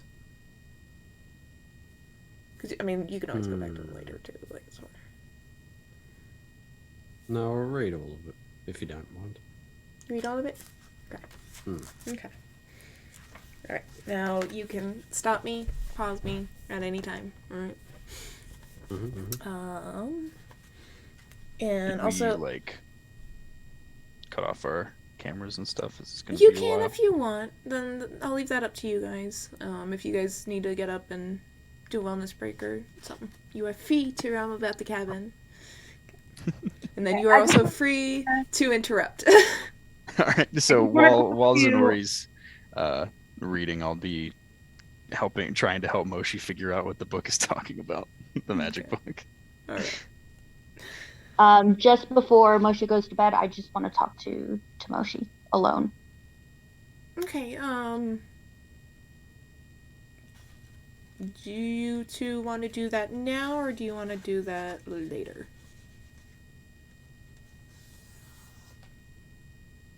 I can do it after the journal. Okay. Reading, because I'm just reading with Soren right now. Okay. Yeah. All right, that works. All right. So, Zunori. You guys left off at Sternadopto 61, Resave 5. Tori woke me up full of life and ready to run in circles. If I didn't hurry and pack up, I assumed that she was going to leave without me.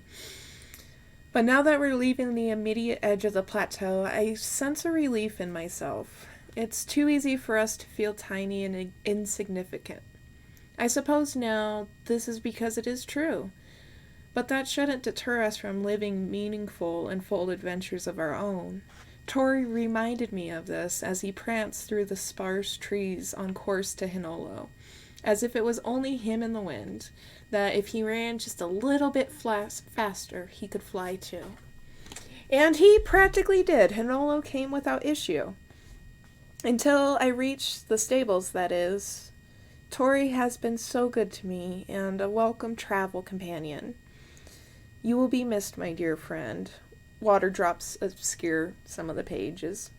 Hinolo is as much of a mining town as anyone can expect, mostly filled with grungy hard workers and very few travelers, partially because of the obscure location, and the rest is a wonder why.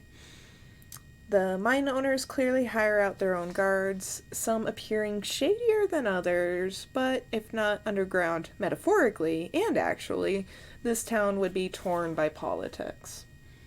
It didn't take long for me to find my next point of travel. It's only marked by an enormous cavity in the side of the mountain peak, with well over half of Hinolo's current population transitioning in and out of it. Is this what a shift change looks like for miners?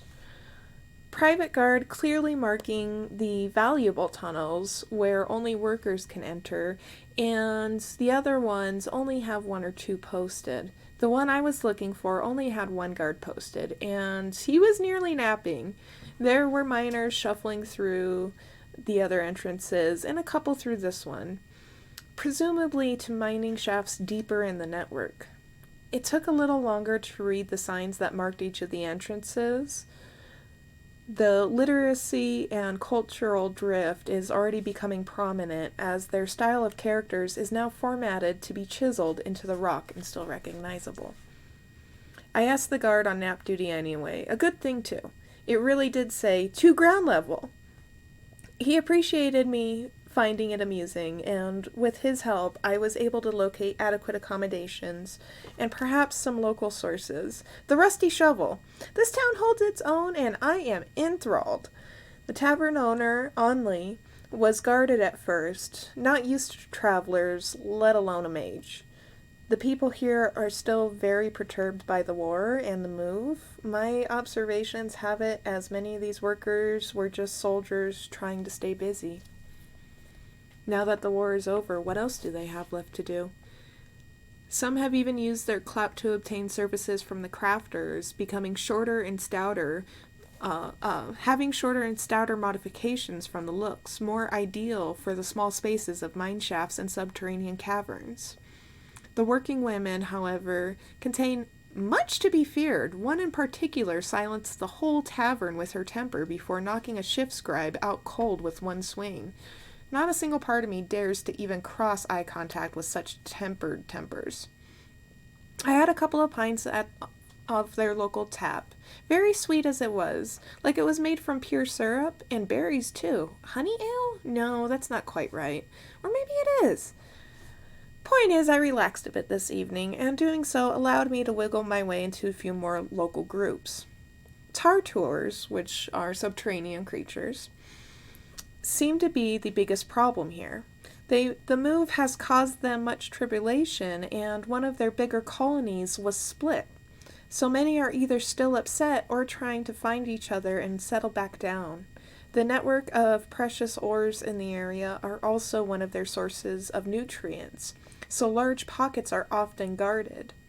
Do they let them be and dig elsewhere? Do they uproot the new colonies so soon after they were devastated? A very clear division of opinion on that subject, the outlier opinion being bonding with them and working together. I do not think that is as silly as the locals evidently do. There is one thing everyone can agree upon, though. The true menace is the spike in the Teopi population. Another side effect of both war and the move, disembodied souls and wild aether everywhere. According to one group, they had to redig a whole tunnel to save a couple of miners after a whole swarm of Teopi resealed nearly the entire branch. But some do come to. There's a few in the tavern right now, and they do seem to share the same disposition, not at all perturbed by their feral counterparts frequently getting thrown out or killed. If anything, the local Antiri seem to be very respected. I imagine from being able to help out and get so much done with their magic. The owner and the main leader of the mine supposedly have a partner, Antiri, made of gemstone. I don't blame either for being so secluded from everyone. After a night of unwinding with the locals, I've attempted to visit Tori, but they'd already set out to return him to Lethalis. He wasn't at the stables anymore. The signal ring is also more consistent, soft and warm, yet subtle presence. My Linessa knows I'm on my way. And now that I have acquired extra lantern oil and supplies for my subterranean leg of the journey, I will rest peacefully, not caring about leaving midday if I sleep in. It will be a few cycles without seeing a single star anyway. Sternadato 62, Risei 6. I believe it would be a crime against my patron if I didn't take a moment to record my admiration for these people. I set out early to midday-ish after a light meal. Must have been between shift breaks. The town was practically empty until you reached the entrance of the mines. My guard from yesterday was reposted at a different tunnel, but still bid me safe travels.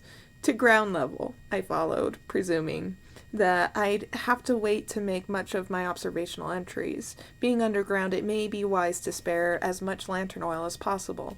I have aether light, I just don't want to use my own magic if I don't have to, in case I get lost. However, at least for tonight, I am in a tavern.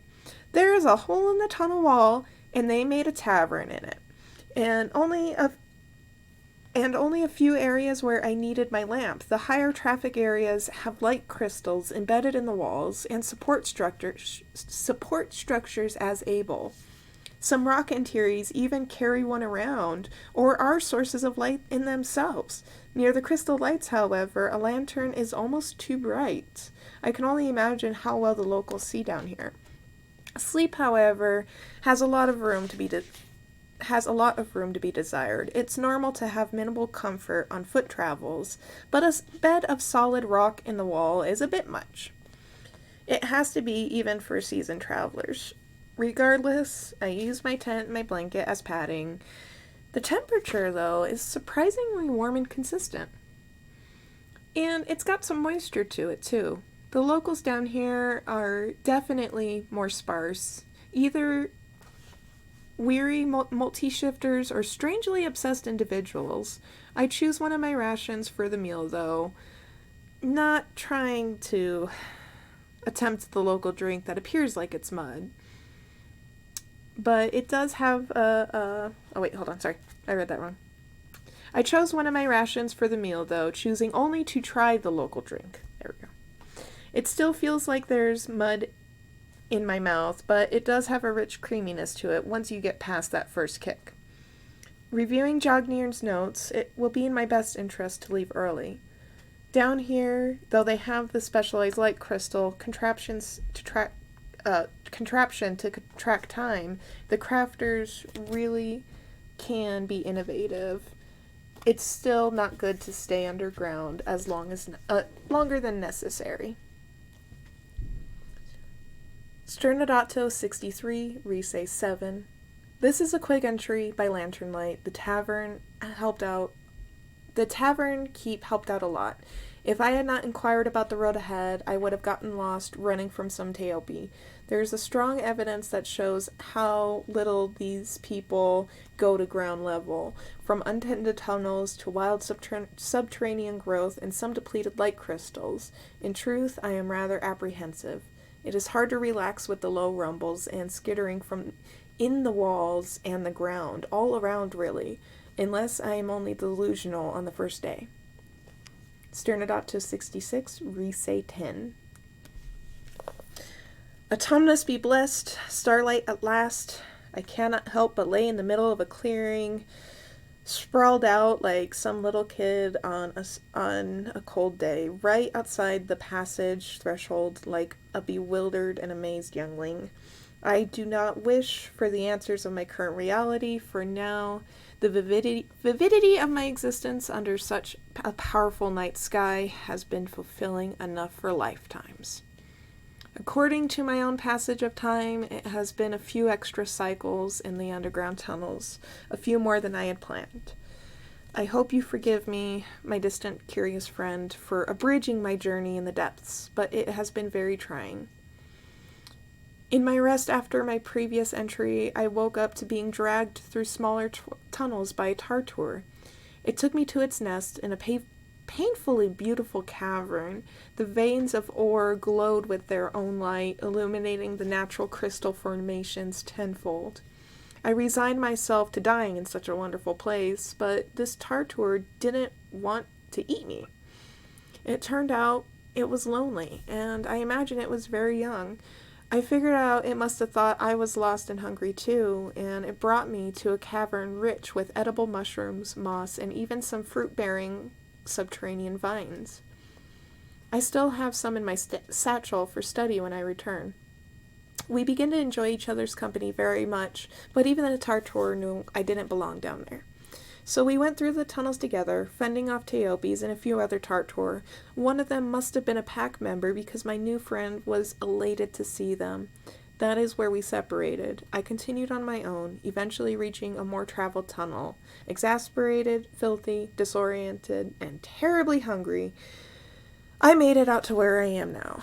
Laid here for quite some time before finally snacking on a ration, and I think I even dozed off for a spell. So there you have it, my less than graceful passage through the Hinolo mines to ground level, which still amuses me. I am now surrounded by lush forests, and I wonder when reviewing Jognirn's notes just how much different can the eventide forest be to this.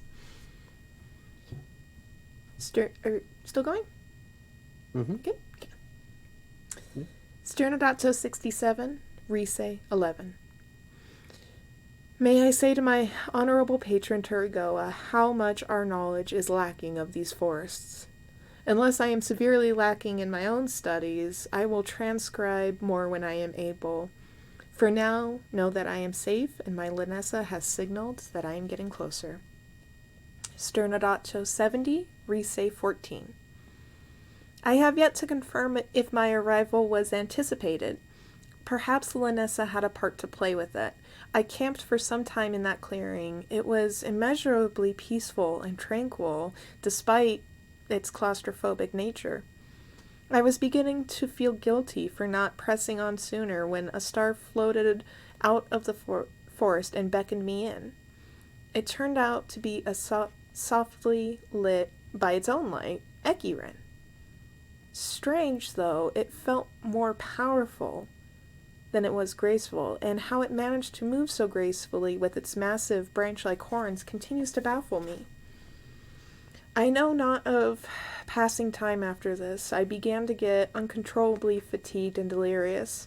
Shadows seemed to increase in density, letting out clouds of spores or fog. Flowers moved as I walked by as if they were watching me, eagerly waiting for me to get close. After dodging some vines that draped and slithered over the branches, I fell into a smaller clearing. A small black creature stood over me and watched me drift into unconsciousness. I woke up to a familiar rumbling coos, and praise be it, it was Tori. Nor was Tori alone. There were several beings surrounding me. Some as small as Antares, others unmistakably of Neferian blood. They all had their own creature or animal-like qualities to them. A young Aetherian had an entire bottom half of a tactile, legs, hooves, and tail and all. Another had feathers of soft shadow adorning their arms. Such variety, such vitality, and such reverence do I have for these forest folk. Tori helped me up before I realized just how revivified I felt. Many scrapes and scratches I collected, nowhere to be found. The clearing I was in almost didn't resemble the one I had collapsed in at all. Every bit of my body and being was absolutely humming being around such powerful magic.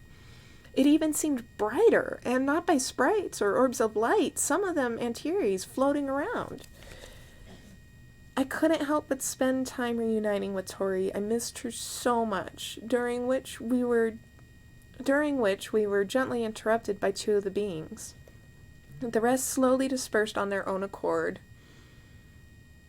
The smaller of the two, the Aetherian with the tactile-like legs, went by the name Any, and was charming and humble. Their friend or companion or partner or whatever word you prefer to use for intimately close was much larger and more rugged. He has the whole body of a perifur with much shorter fur, and where the head should be is a very brawny Aetherian or possibly Nephirian torso. His head adorned with an equally as powerful set of perifur horns that are not at all less intimidating with their wreath of flowers. I was only slightly shocked they knew my name and informed me that I had Tori's name wrong, but Tori has since adopted it after bonding with me. This bond, as my 2 escorts tells me, is rare and appreciated, especially only having Tori in my care for such a short time. It also didn't seem a surprise when they didn't need to hear my reason for being in the forest, that the ladies have been expecting me and patiently waiting to see if I'd even come. Even though I'm here now, Pawn has impressed upon me not to rush. Pawn is, the perifur centaur. That not only is my destination still a ways away, rushing would insult their rare and rather beautiful hospitality. I figured out with the help of a raven that it has been a couple of days since my last entry. Terzi, an Antiri with an almost animal-like super soft fur, has taken to me as well, and finds our needs for keeping track of time cumbersome and unnecessary. I suppose if I lived in a place like this, I would cease to care about petty formalities too. But even Terzi understood the drive to record when I am able to and allowed. It is with much respect for these people I can only convey so much, as their culture is secretive and protected for so many reasons, righteous and justified. If it is one thing I can unabashedly confess, this place is absolutely remarkable, and it can only be a far-off forgotten dream of an attempt to even try to comprehend how beautiful this place really is. Everywhere I have observed in this sacred place has only contributed as evidence to such reverence. The date structure has now changed to Hokomelse 1, and you're about 3/4 of the way through about 1/2 to 3/4 of the way about what's left. Do you want to keep going? Yeah, we'll go a couple more days, just Okay. so we can get ahead. Yeah, because there's only a couple of entries left. Okay. I say a couple, but hold on. A couple of them are long, so you just continue to interrupt me as needed. Hokomelse 1. After much consideration, I will be taking a lesson from my little puffball of a friend, and no longer be confined to the short-sighted bureaucratic systems of Aetherian culture. For here, time does not exist so resolutely, nor does one's perception of time. Has it only been an afternoon, a whole night, an annual cycle or two? I know not. But there are some things I can share with you, my future reader, and I will pass on these memories through this journal and let the forces of the Aether safely guide it to where it needs to be. Whether that is with you or through you is not up to either of us, I believe. One of the many wonders of this place definitely has to be its lush cuisine. Fruit, roots, vegetables, branches, and leaves, preparation methods included. There is even, on occasion, meat cooking over the fire, and he tells me it's often a natural death of an animal or creature honored by such feasts. That it is all in their belief cycle. Animals with higher states of being, however, get recycled back into the Aether, much like ours, sometimes almost immediately reconstituting as a forest Antiri or sprite. While in Aetherian culture we also recycle, there are still heavy hearts and a fear of passing on. Here it is natural and as much of a way of life to continue that cycle. That not fearing it allows them to hold more gratitude for the now. This I find strangely comforting. My signal ring has been informing me of Linessa's gracious patience towards me spending more time than anticipated here. Also, a part of me does not believe this will be my only opportunity. Hokomelse 2. A world rich and diverse in life, so absolutely welcoming but still protective. Trees with hovels and abodes not carved out but grown in for antares and small creatures alike. Mushroom castles, housing families of critters, and some large enough to be functional as furniture or canopies to larger folk. Walkways generally clear of littler constructions and covered with a super soft and resilient moss, marking it as an intended walkway. Where did I leave my shoes anyway? Now there's a silly thought. I'm currently staying in a communal tree. It is rather wide at the base with many branches that are naturally strong and supportive. Some climbers love to sleep on the branches, but for those less acrobatic like myself, we get hammocks made of vines and a more cloth-like moss. This cloth-like moss also seems to be a favorite for local clothing, which, by the way, is not a strict requirement here. Where a partially nude Aetherian would give rise to embarrassment, shame, and promptly cover up, here it is quite opposite. It would be considered taboo to be ashamed or offended by the lack of ornamental garments. Admittedly, this took me some time to get used to, but everyone has been very understanding of my ignorance as an outsider. Not at all infuriated when I accidentally slip up. Perhaps my eagerness to learn more about this place and its people, and my genuine appreciation for these new experiences, is making that distinction.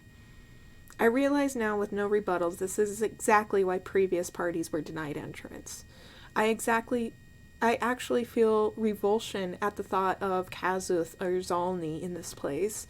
I fear it would corrupt and dirty the very air, almost making it like a deadly dust cloud, sapping everything.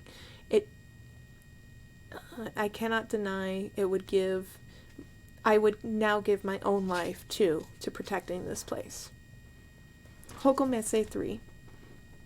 Terzi outdone herself on my behalf. Honestly, I find it difficult to convey. We were walking and assisting a couple of owls with relocating their nest to a less windy hovel when I noticed another nearby river. The two rivers were flowing in opposite directions. Naturally, I inquired, to which she energetically sped off. After I finished helping the owls, Terzi returned with a raven. This raven, whose name I know how to say but not how to write, Turgo, forgive me, many names and things here do not follow such rules. The raven gifted me with 2 memory beads. They had a remarkable color and luminosity to them. It would take hundreds of cycles for me to even attempt to come close. The first bead was the raven's memory, flying about above the forest. I've seen similar depictions of the network of water in the forest, but they pale in comparison to the real thing. There is an epicenter of the forest, forbidden to me right now. The second orb was of a fish, or perhaps another aquatic creature. It showed me the life under the river is just as vibrant and thriving as it is above the surface. I do not know of a way I can ever repay being witness to such marvels. Give me a drink. Hokomelse 4. I wonder now of my old master's knowledge. There is a particularly delicious and extra nutritious berry in this forest, created especially by one of our own world builders. Thusly named after them too, I presume. Oh, similar but not entirely according to Terzi, who just asked me not to reveal this world builder's name, but the berry is called a pagna berry. As good for one's soul as they are delicious, this particular world builder took extra care with this forest and wanted to make sure that its rightful inhabitants would never want for food or need to hunt others for sustenance. At first this explained to me the depth of magic here, but now I am not so certain. There is so much diversity here, it is not that I am doubting the capabilities of a world builder, but this forest feels like a fulfilling community and a collaborative effort. Tori agrees with me. I have accepted Tori knows many things I do not, or can even try to learn. I humbly accept my youthful ignorance in this magnificent place. Hokomelse 5. It took much effort to gain approval to share this memory, but it was so worth it. I'm so excited, my distant friend. I was visited by Favon, probably the most ordinary being here besides myself. The others greeted her presence with reverence and respect. After spending time with her, she answered many of my more pragmatic questions. This land holds no obligation to serve the High King, nor any desire to. It would seem many of her order, including her, hold more resentment and hate towards the realm's ruling class. Admittedly, this came as a shock. Not the sense of audacity, but this was the first conveyance of any ill will or negativity since I was welcomed into this place. It's just about suffocated me to the point where I regretted asking about their political disposition. Through Favon, I was also able to confirm my Lanessa is not only close by, but is in this very forest.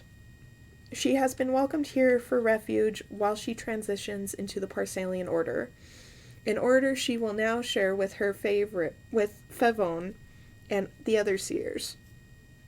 Much of the information in this conversation I dutifully leave out.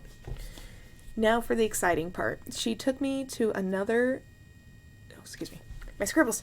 She took me to another part of the forest via Ecurin ride to behold a crafter. A genuine Savorlan crafter here in the forest too, happily residing. And why? It would seem my admiration for the beautiful beings of this place did not go unnoticed, and it was with careful consideration. I now have tactile horns, and slightly long ears to hear around them effectively. It took much discipline to not ask for more, for this was already a gracious gift. I went to give my crafter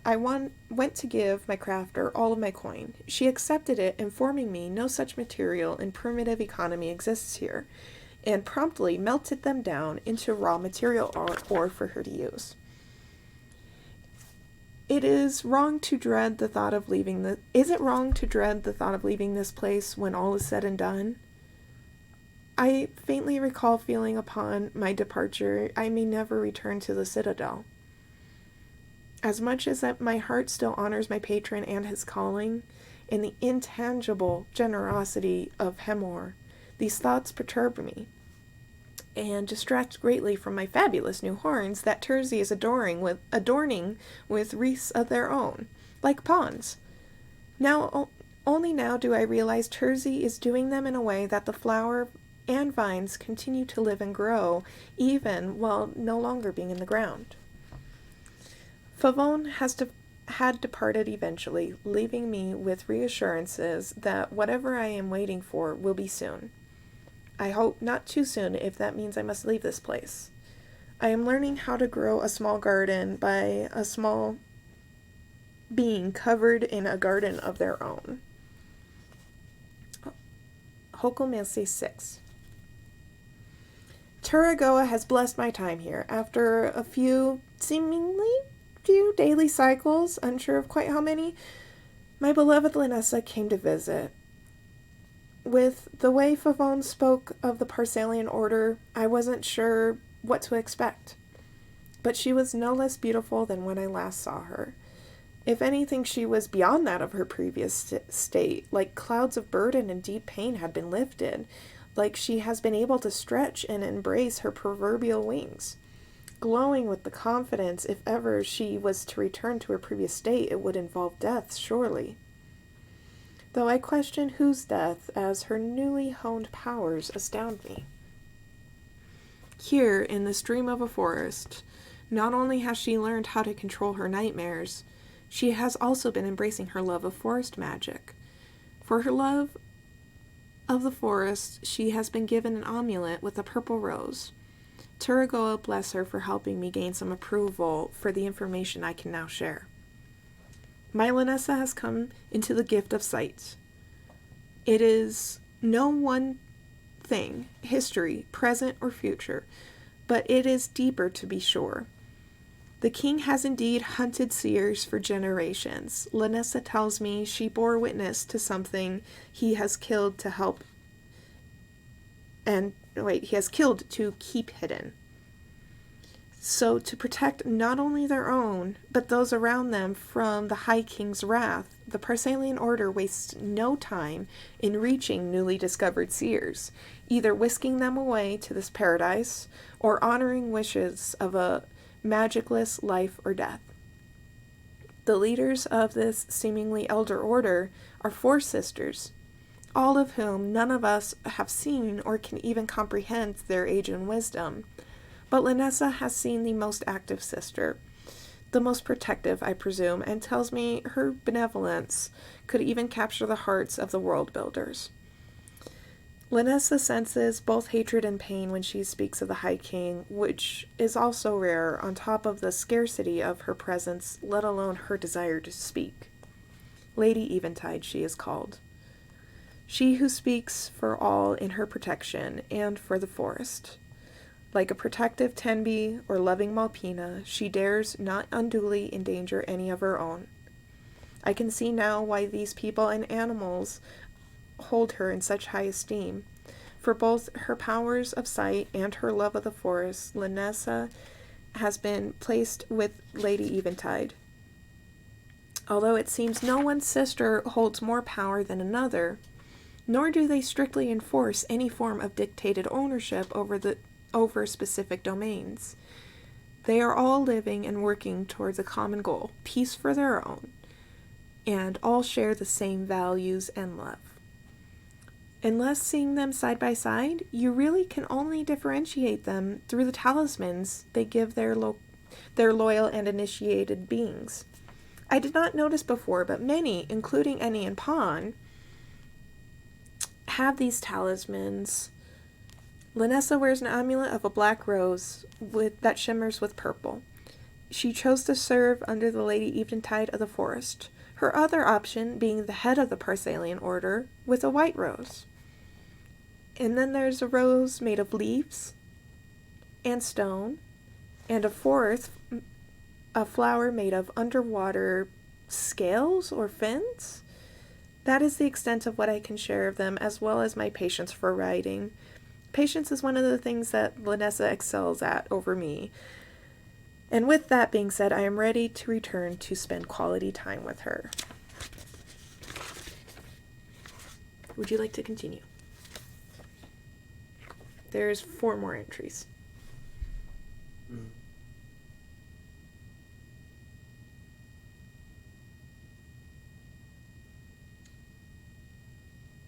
I think we'll stop it there.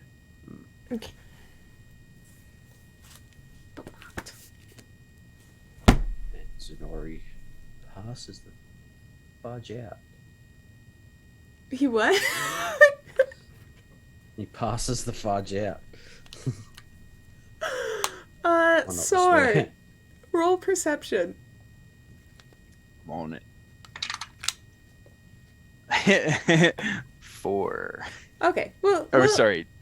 6. Okay, we'll get to that. You and Moshi are currently reading and practicing magic, I gather? We are, yes. What is happening? Okay. I guess we've gotten to the point where we're actually trying some magic. Do you want to? We could just give it a try, you know? Sure. Have you ever done or tried to do any magic before? No. No? Okay. Mm-mm. What would you... Is there like a certain kind you'd like to do?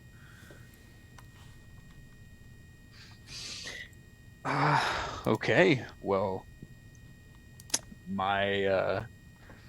this kind of comes naturally to me, so I don't know if I can give you too many good tips, but I guess you could try just copying me.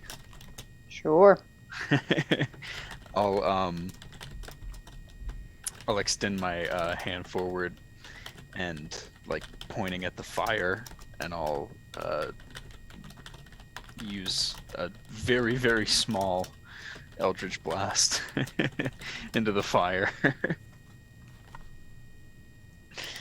Do I have to like roll or anything, or like what?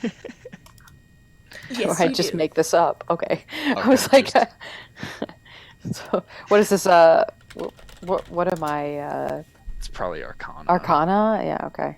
I'll kind of explain what I'm doing. So, I guess it's mostly feeling, but I feel my energy rush to my hand or wherever I try to focus it to, and I release it, if that makes any sense. And I'll shoot a tiny Eldritch Blast into the fire. I can just see the fire going. All right. Moshe holds his hands out, and he goes, and we'll see what happens. Can I observe very closely and see if I see any like aether flowing when Moshi tries to do this? Okay. Okay. Well, I rolled a 16, so does that do it? Do I do the thing? Do I do the thing? It is my turn to choke on my It's own your turn to humanity. choke. Or my dignity. Ah. We'll go two. Wait, no, that's definitely my dignity. Okay. Ah. Okay. So, Moshi. Hold on. Sorn. You see Moshi's paws extend out, and his aether is definitely starting to ripple and vibrate. At first, it kind of seems held back. Moshi, you are feeling the magic in I your feel the magic. hands. You're feeling it. But you do at first pause because of the recently resurfaced memory. But you remember the question that was asked at the end. I do. Would What was he? asked? I'm gonna say. Wait, hold on. I Let me don't remember verbatim there it. being. Let me verbatim because. Would he still look up to you like this? I Oh think is- yeah. Would he? Oh, wait, I gotta still- write that down. 'Cause- Would he still look up to you if he saw you today? As I see that hesitation, can I try to focus some of my aether to help a little bit? Oh, there's a. Shh, there's more. Oh, okay. Wait, what? There's more? Yep. What'd you say? Soren was trying to interfere, and I'm like, no, this is Moshi's time. But wait. Shh, there's more. That question kind of sounds off in your head again, and you pause and you think to yourself, you're like, I want him to be, right? Do I have that about right with Moshi? You say to yourself, I want him to be. And your paws start glowing. You feel the heat, but the heat isn't singeing your fur. And the fire leaves your fingertips and nearly explodes the whole campfire. Yes. Oh my god!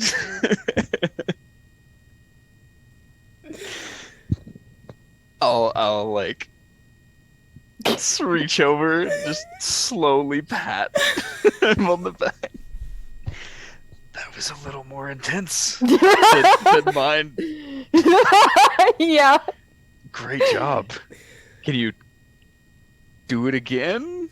Can I? Well, let's let the dice decide. Apparently, I probably can't because that's a 12, so I don't know. Let's just say that took a lot. It took a lot it's of a great start. emotion and revisiting, and Moshi probably doesn't really feel like doing it again. Okay, well, it's a good start, and if you feel the need to practice any more before you go to sleep, aim it up next time. Name it up, okay. But watch out for A! Watch out for I would love to see like Moshi's fingers like smoking and him like looking for Aya. Like, didn't mean that. Oh, that was very impressive. Good job.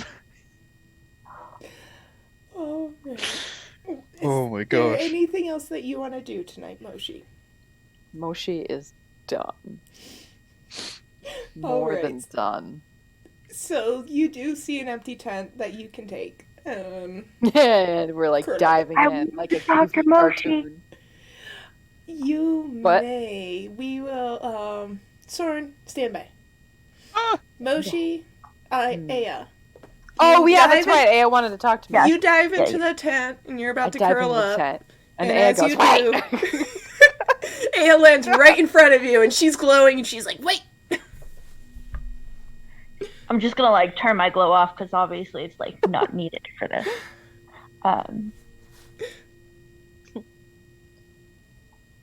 I just had a couple things to say to you. So something I think is important for you happened today, and I have like a little bit of stuff to say before it that I feel like all ties in together. And you don't have to respond. I'm gonna leave after I like say my little piece. Just know that if you want to talk, I'm here. It's pretty clear from like the way you react to a lot of things that you have a past that you're either not proud of or you don't want to deal with. But it's pretty clear that who you are as a person is loyal and defiant and brave and just amazing all around. And you're here for the people that are in this group going together to kind of try and deal with something that we didn't have any hands in. And in reverse, the same could be said of all of the people here are here for you as well. With that, today I woke up before you did. And there was a lintet, a ghost lintet that was over you Dear God. before you woke up. And it's very clear that whoever this used to be really cares about you still. And they love you. This is like emotional. I'm like getting emotional here. Jeez Louise. Thanks, Aya. That means a lot. Have a good sleep, and I'll see you tomorrow. Good night. Moshi turns and curls in the tightest ball ever and starts to cry a little bit.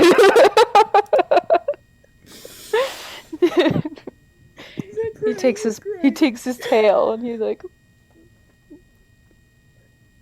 oh my god! I'm a DM. Get my shit together. Good night, Moshi. Sword! You're changing the topic here. I was feeling things. So, All better. you do see Aya pop up and down a bit, but presume that Aya's talking to Moshi for a little bit, and then she jumps back up, and as you're kind of putting the book away, you look over, and you see Zunori with the journal like kind of falling out of his hands, and he has fallen asleep where he sat. I'll float over to not make any noise, and I'll slowly take the book out of his hand and put it back in my satchel. Okay. He's in a tent, right? No, he's Oh, he's not. where he was sitting reading.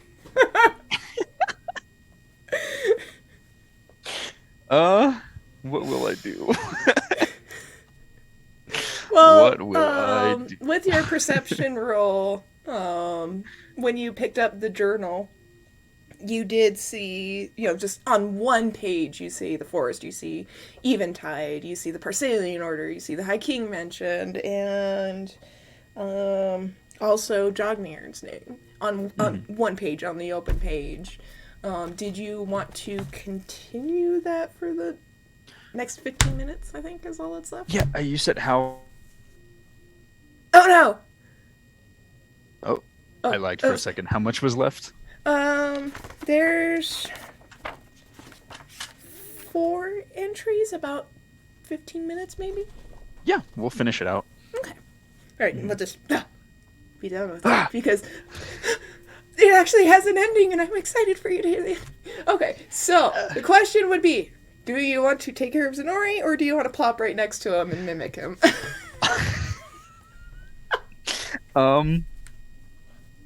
I will, I think I'll do this. He's next to the fire, right? He was far enough away that the explosion didn't affect him, but close enough to, he was, on the side of a tent. Kind of propped up on the side of a tent.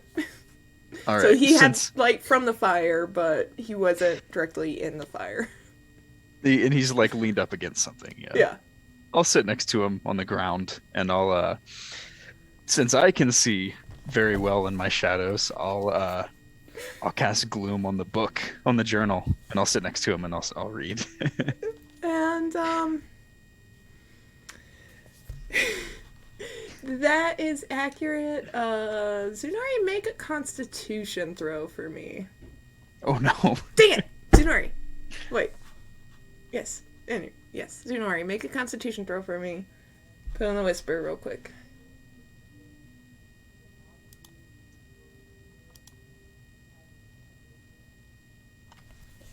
Oh. We have a list. He just said something in Discord. He's got to be here. All right. Chris, make a throw. Chris. Chris. Oh, there he is. Okay. So you do see him kind of a little bit, but he falls right back asleep. You sit next to him without issue. I'll take the cloak out of my satchel and throw it over him real quick. No. And that he does kind of, and he'll pull it up closer and just kind of there you go, buddy. fall over a little bit. It's he's using a tree stump as a pillow. All right. Oh, you are forgiven, Zenori. Please eat in your dreams. It's all a dream. I'll just turn off my camera while I'm not doing anything for 15 minutes. All right, that's fine. Hukomase 7. It would appear that the annual cycles have passed, that whole annual cycles have passed without incident. And this is the first I am hearing of from the outside world. My presence was requested after the capture of a particularly adamant traveler. Jognirn has finished much of his studies and decided to endeavor after my disappearance. He hasn't been the first since I arrived, but his is significant. He is the only one the ladies have spared for trespassing since my own, but they have not granted him full admittance like I had received. I was taken to him in a rather familiar clearing. A strange black creature stood over him, kind of bleeding at him. I couldn't quite grasp its features, but as very similar to a tactile and has multiple sets of horns. Its eyes shifted colors, I believe to its mood, but it was patience at this time, a soft blue. So I had Lanessa hide nearby, a few other creatures guarding from within the shadows, before requesting him to be allowed to wake up. It didn't take long for Jognir to regain his bearings after the black beast of a guardian lifted its protective magic. The relief Jogniern felt upon seeing and realizing it was indeed me was undoubtedly heartwarming. All this time he blamed himself for my disappearance, believing he led me to my death. He has done very well for himself in spite of this inner turmoil, accepting an apprentice role in the Mages Council. He is granted up to 5 annual cycles of unhindered study and travel before he takes his place, time in which he has chosen to decipher the mystery of my disappearance. Like many before me, I found myself just as protective of this forest and its residents, not really wanting to give him too much information, certainly no more than I was allowed to write here. His balance of curiosity and respect for the hesitation was a welcome relief. My remaining memory of my precious life is foggy at best, but he has my respect and trust in whatever he does. The Mages Council seems of great importance. Lanessa prodded me with the signal ring that it was okay to share such information. So that in his own way, from the inside, Jogniern can also protect this place, and perhaps plant seeds to dissuade future curiosity. I desired greatly to show him what he would be protecting, but Lanessa concurred it was not the wisest idea. Jogniern tried to tell me what has transpired since I departed, such as Zinul's descent into madness or Telni's attempted takeover of the Citadel, before the High King's own mage stepped in. But the only thing that truly sparked interest was the passing of Sweet Sybil, to which she had wished for me to receive her memory talisman if ever I was found. It's a woven bracelet with a single bead. One of her many adopted children had made it for her. I will cherish it always. Jogniern was preparing to depart when one of the ladies' birds came down to see him out.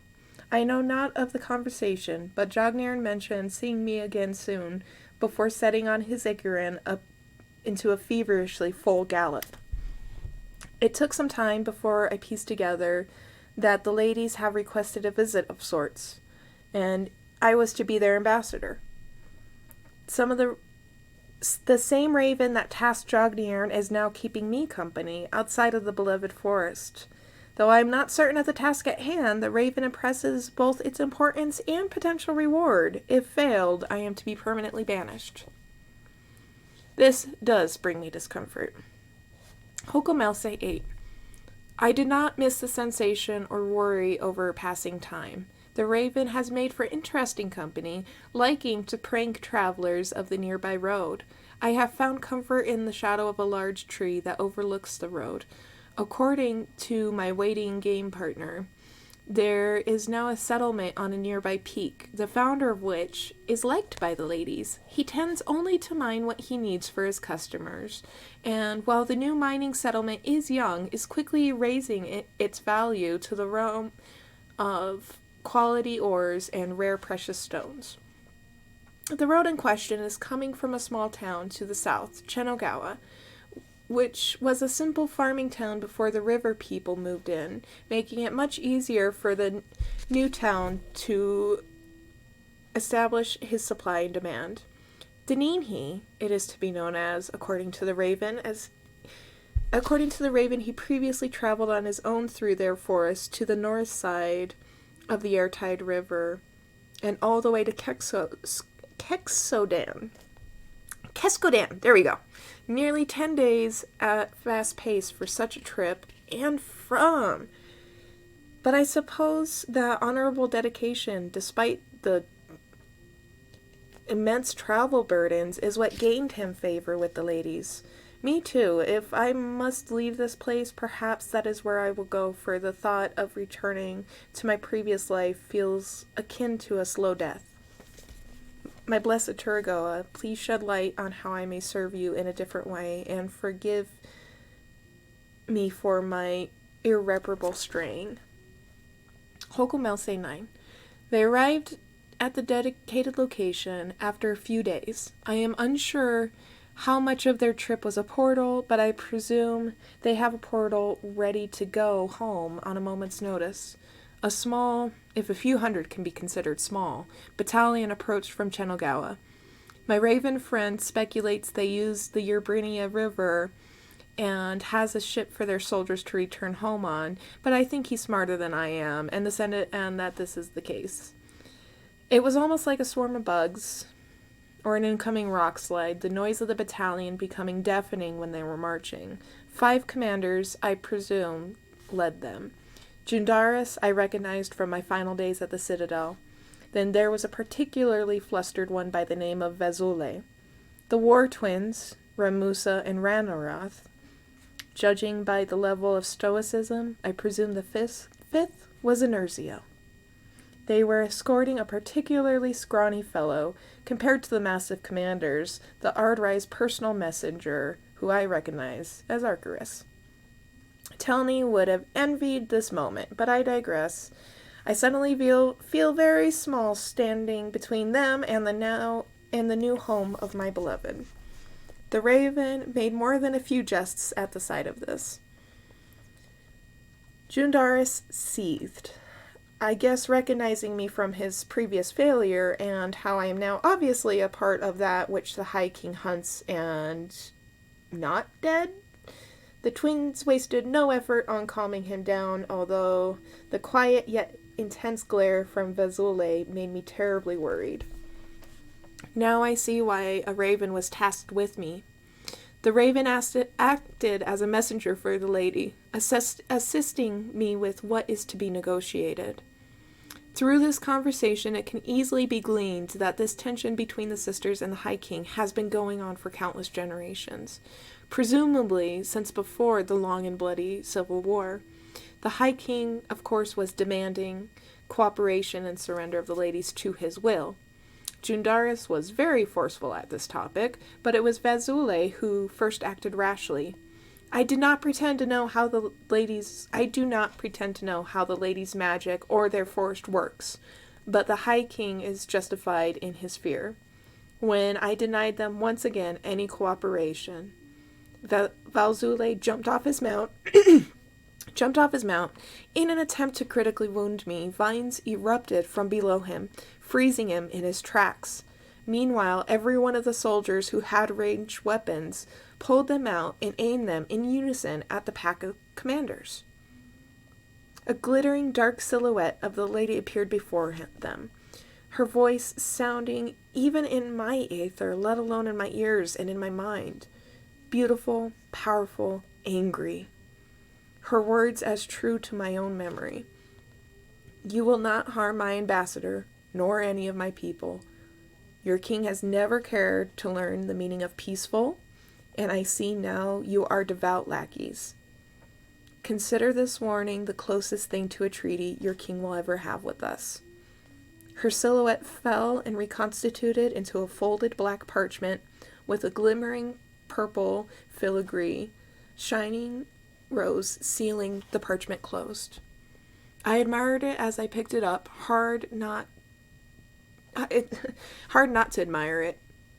Delicate silver calligraphy appeared only at the right angles.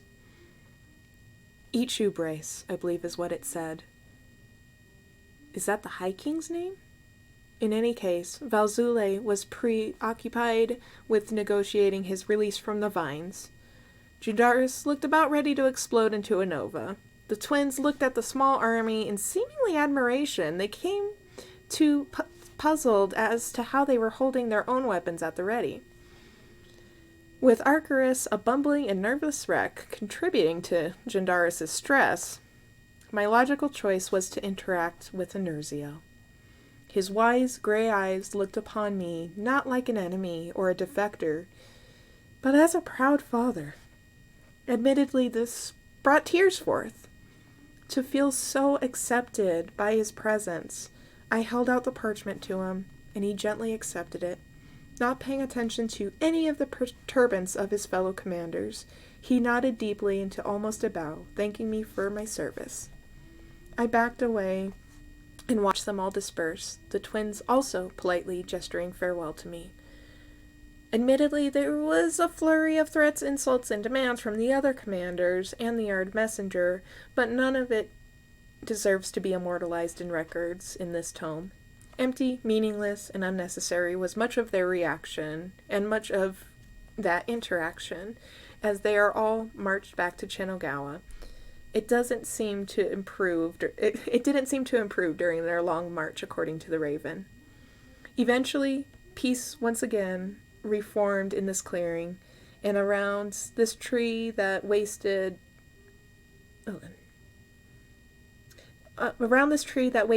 no time in coming to my defense, and presumably after the battalion left Chinogawa, travel resumed on the road to the amusement of my Raven friend.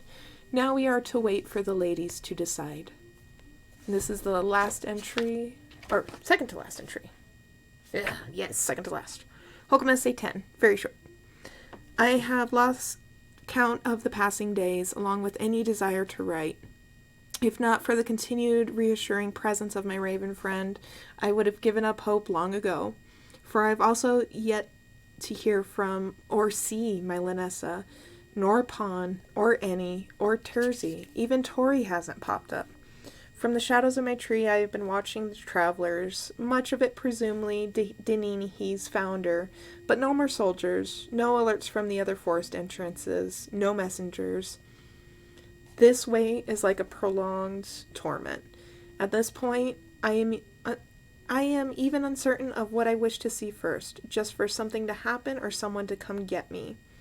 My heart grows heavier with every star cycle, even my appetite has begun to wither with time. And the final entry is barely legible. It's written very quickly, but you can make out Hokomelse 11. The time has come. Linessa presents to me the choice I must make from within the tree line. I, Nilian Relivera Dostal, son of Cordra and Sodru, former high citizen of Tirnaufheim, in the court of Sevilla, am of sound judgment and free of any mimetic tempering or distress. My decision is not linked to anyone for my court or my calling, nor is anyone responsible for my decision. I do not bear any ill will towards anyone, nor will I invoke any retaliation towards my former rulers or peers. I, Nilian Rivera Dostal, henceforth known as Jamal, am choosing to live the remainder of my life in the Eventide, and never to return to the realm of the Ardrai unless on a diplomatic mission assigned by any of the ladies of the Eventide. You have brought me much comfort, and may Turgoa and the Aether bless you on this endeavor you are tasked with. I can only hope this journal serves its intended purpose. Farewell, my distant friend. Signed, with love, Jamal and Linessa.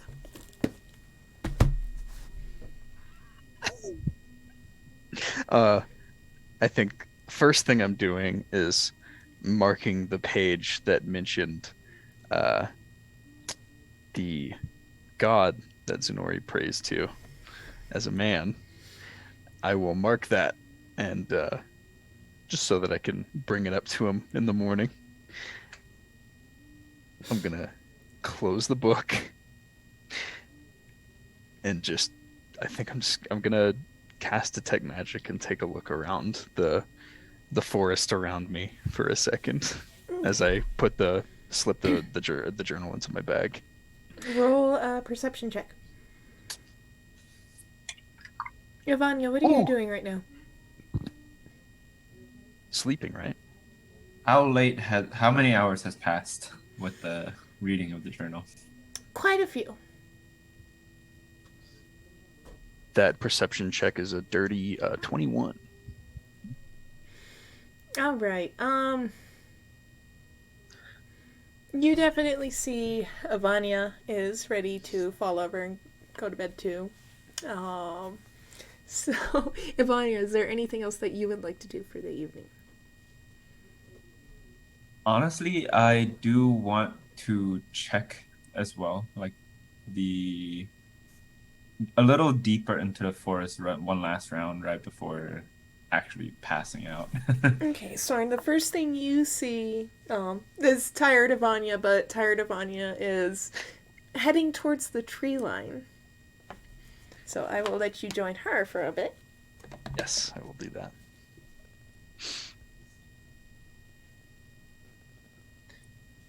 Vanya remarks, "Hey, you're still up. It's been a few hours." Well, I don't really need to sleep, so I make a pretty good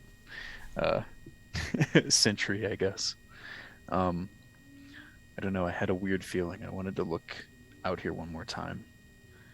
Why are you still out and you're looking like a zombie? Well, I promised to take first shift, but I wanted to make one last round, a little deeper into the forest. Considering that we're leaving the forest soon, I want to also pay my respects to the forest for somewhat safely getting us out of the forest in one piece. Missing a couple people, but yeah, I'm appreciative that we made it through. Richelle, how do you spell Nillian's new name? JOMMEL or AL. Okay. Hold on. AL. Got it. I don't want to go too far. Is there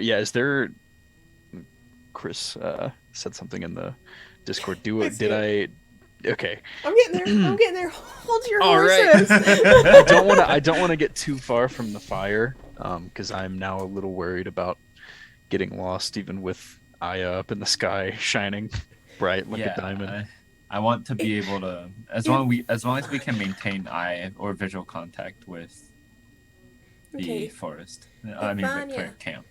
I want you to roll. Oh, you have an advantage on this roll. A nature with advantage. Oh, nice. Okay.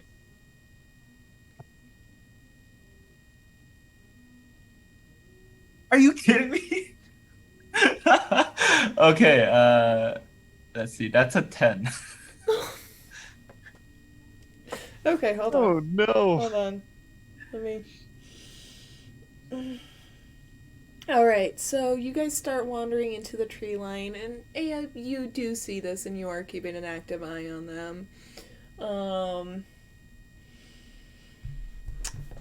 Sorn, you just as with the other side, you sense and see this mass of magic in the distance in the forest, and even the parts of the forest around you are just woven with this natural magic. You do see some creatures, not your gerbils, not ravens, but just some various smaller creatures skidding around in the night, a couple of bats flying around. But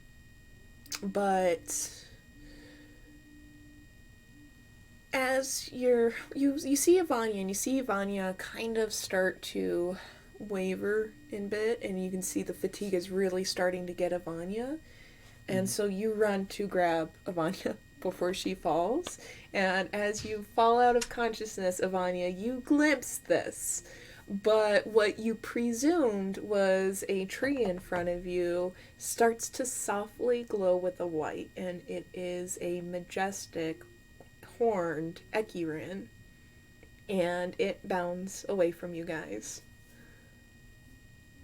and leaves you with a feeling of gratitude. And Soren, you catch Ivania as she passes out. I'm gonna yell after it. What are you gonna yell? Jamal? Roll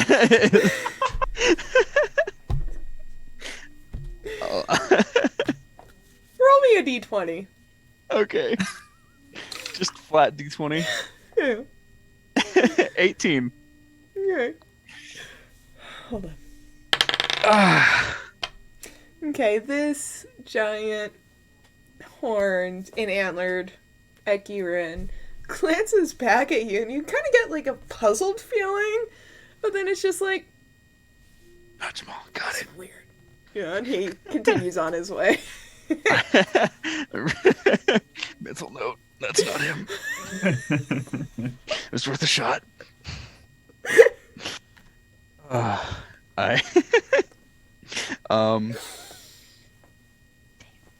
right. Well, I guess I've got to bring Ivania back to camp now. I'll Hey, don't go anywhere, Soren. I'm here. Okay.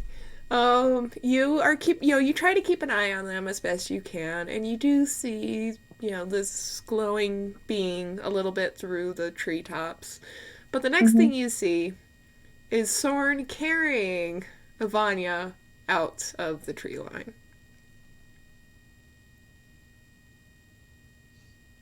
Of course. No one in this damn party takes care of themselves.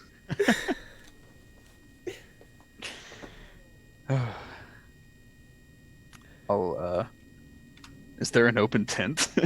Yes. Yeah. Yeah, I'll go and There's put one her more. in There's the one open more open tent. tent. Okay. Yeah, I'll go put her in the open tent. Is there anything else that either of you two would like to do for the night? Nope. Just pull the second shift. It's like actually nighttime, yeah. Yeah. Oh yeah. I'm just gonna go to the edge of the tree line for a second, just Okay. so I don't bother anybody. Okay. Yeah. I am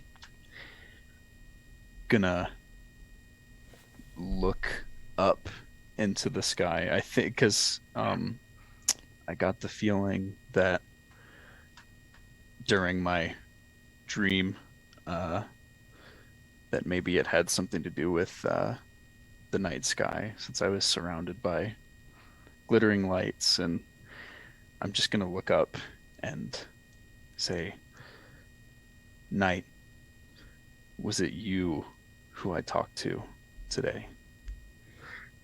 And Really? I'm gonna tap on the hilt of my longsword on my back. Roll religion. Ooh, it's good. Wait, did I succeed? Did I succeed on a roll for my? Let's see, plus 3. That's 18. Oh, you are growing up so fast. All right. So you're talking and reaching out and tapping, your sword, this extension of your patron to you. And now that you've made the connection, you feel from the night sky, she sees you. And she's been seeing you this whole time. Like, now everything's connecting. And she was like, in a matter of speaking, yes. I shudder a little bit when I hear her. Oh. Can you give me an idea of what it is that you need help with? You already know. And you are already doing it. You are doing good. Take a deep breath, and I'll bow my head and reach over my shoulder and tap the hilt again, and I'll go back to the campfire and sit down. And as you close out the conversation with her, now you did feel the pride, but you also, underneath that pride from her, you felt a tinge of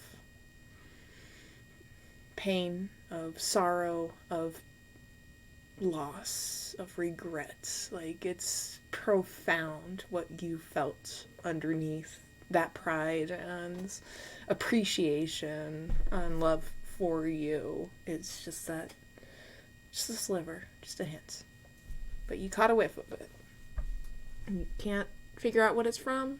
You can't tell if it was the same pain that you felt in the dream, but something troubles her greatly. Well, it's obviously that'll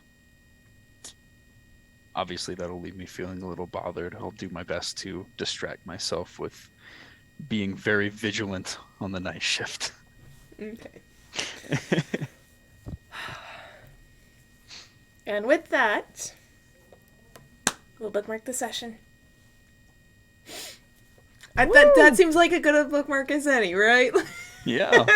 Yeah. We made it. So much happened.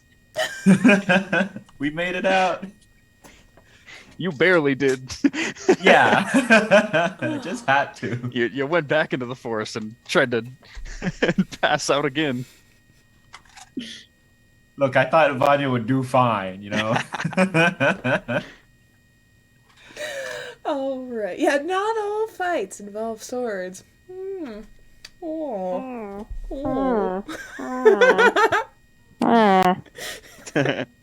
All right. So, same time next week, we will resume in the morning. And, one more thing.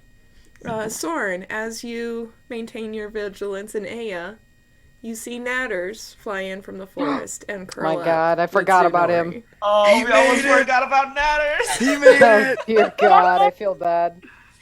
I always knew he'd be fine. My boy. My son. All right. Bye. See, y'all better be here next week, you fools. Be a fool. Bye. Be around. I'll be ready to go.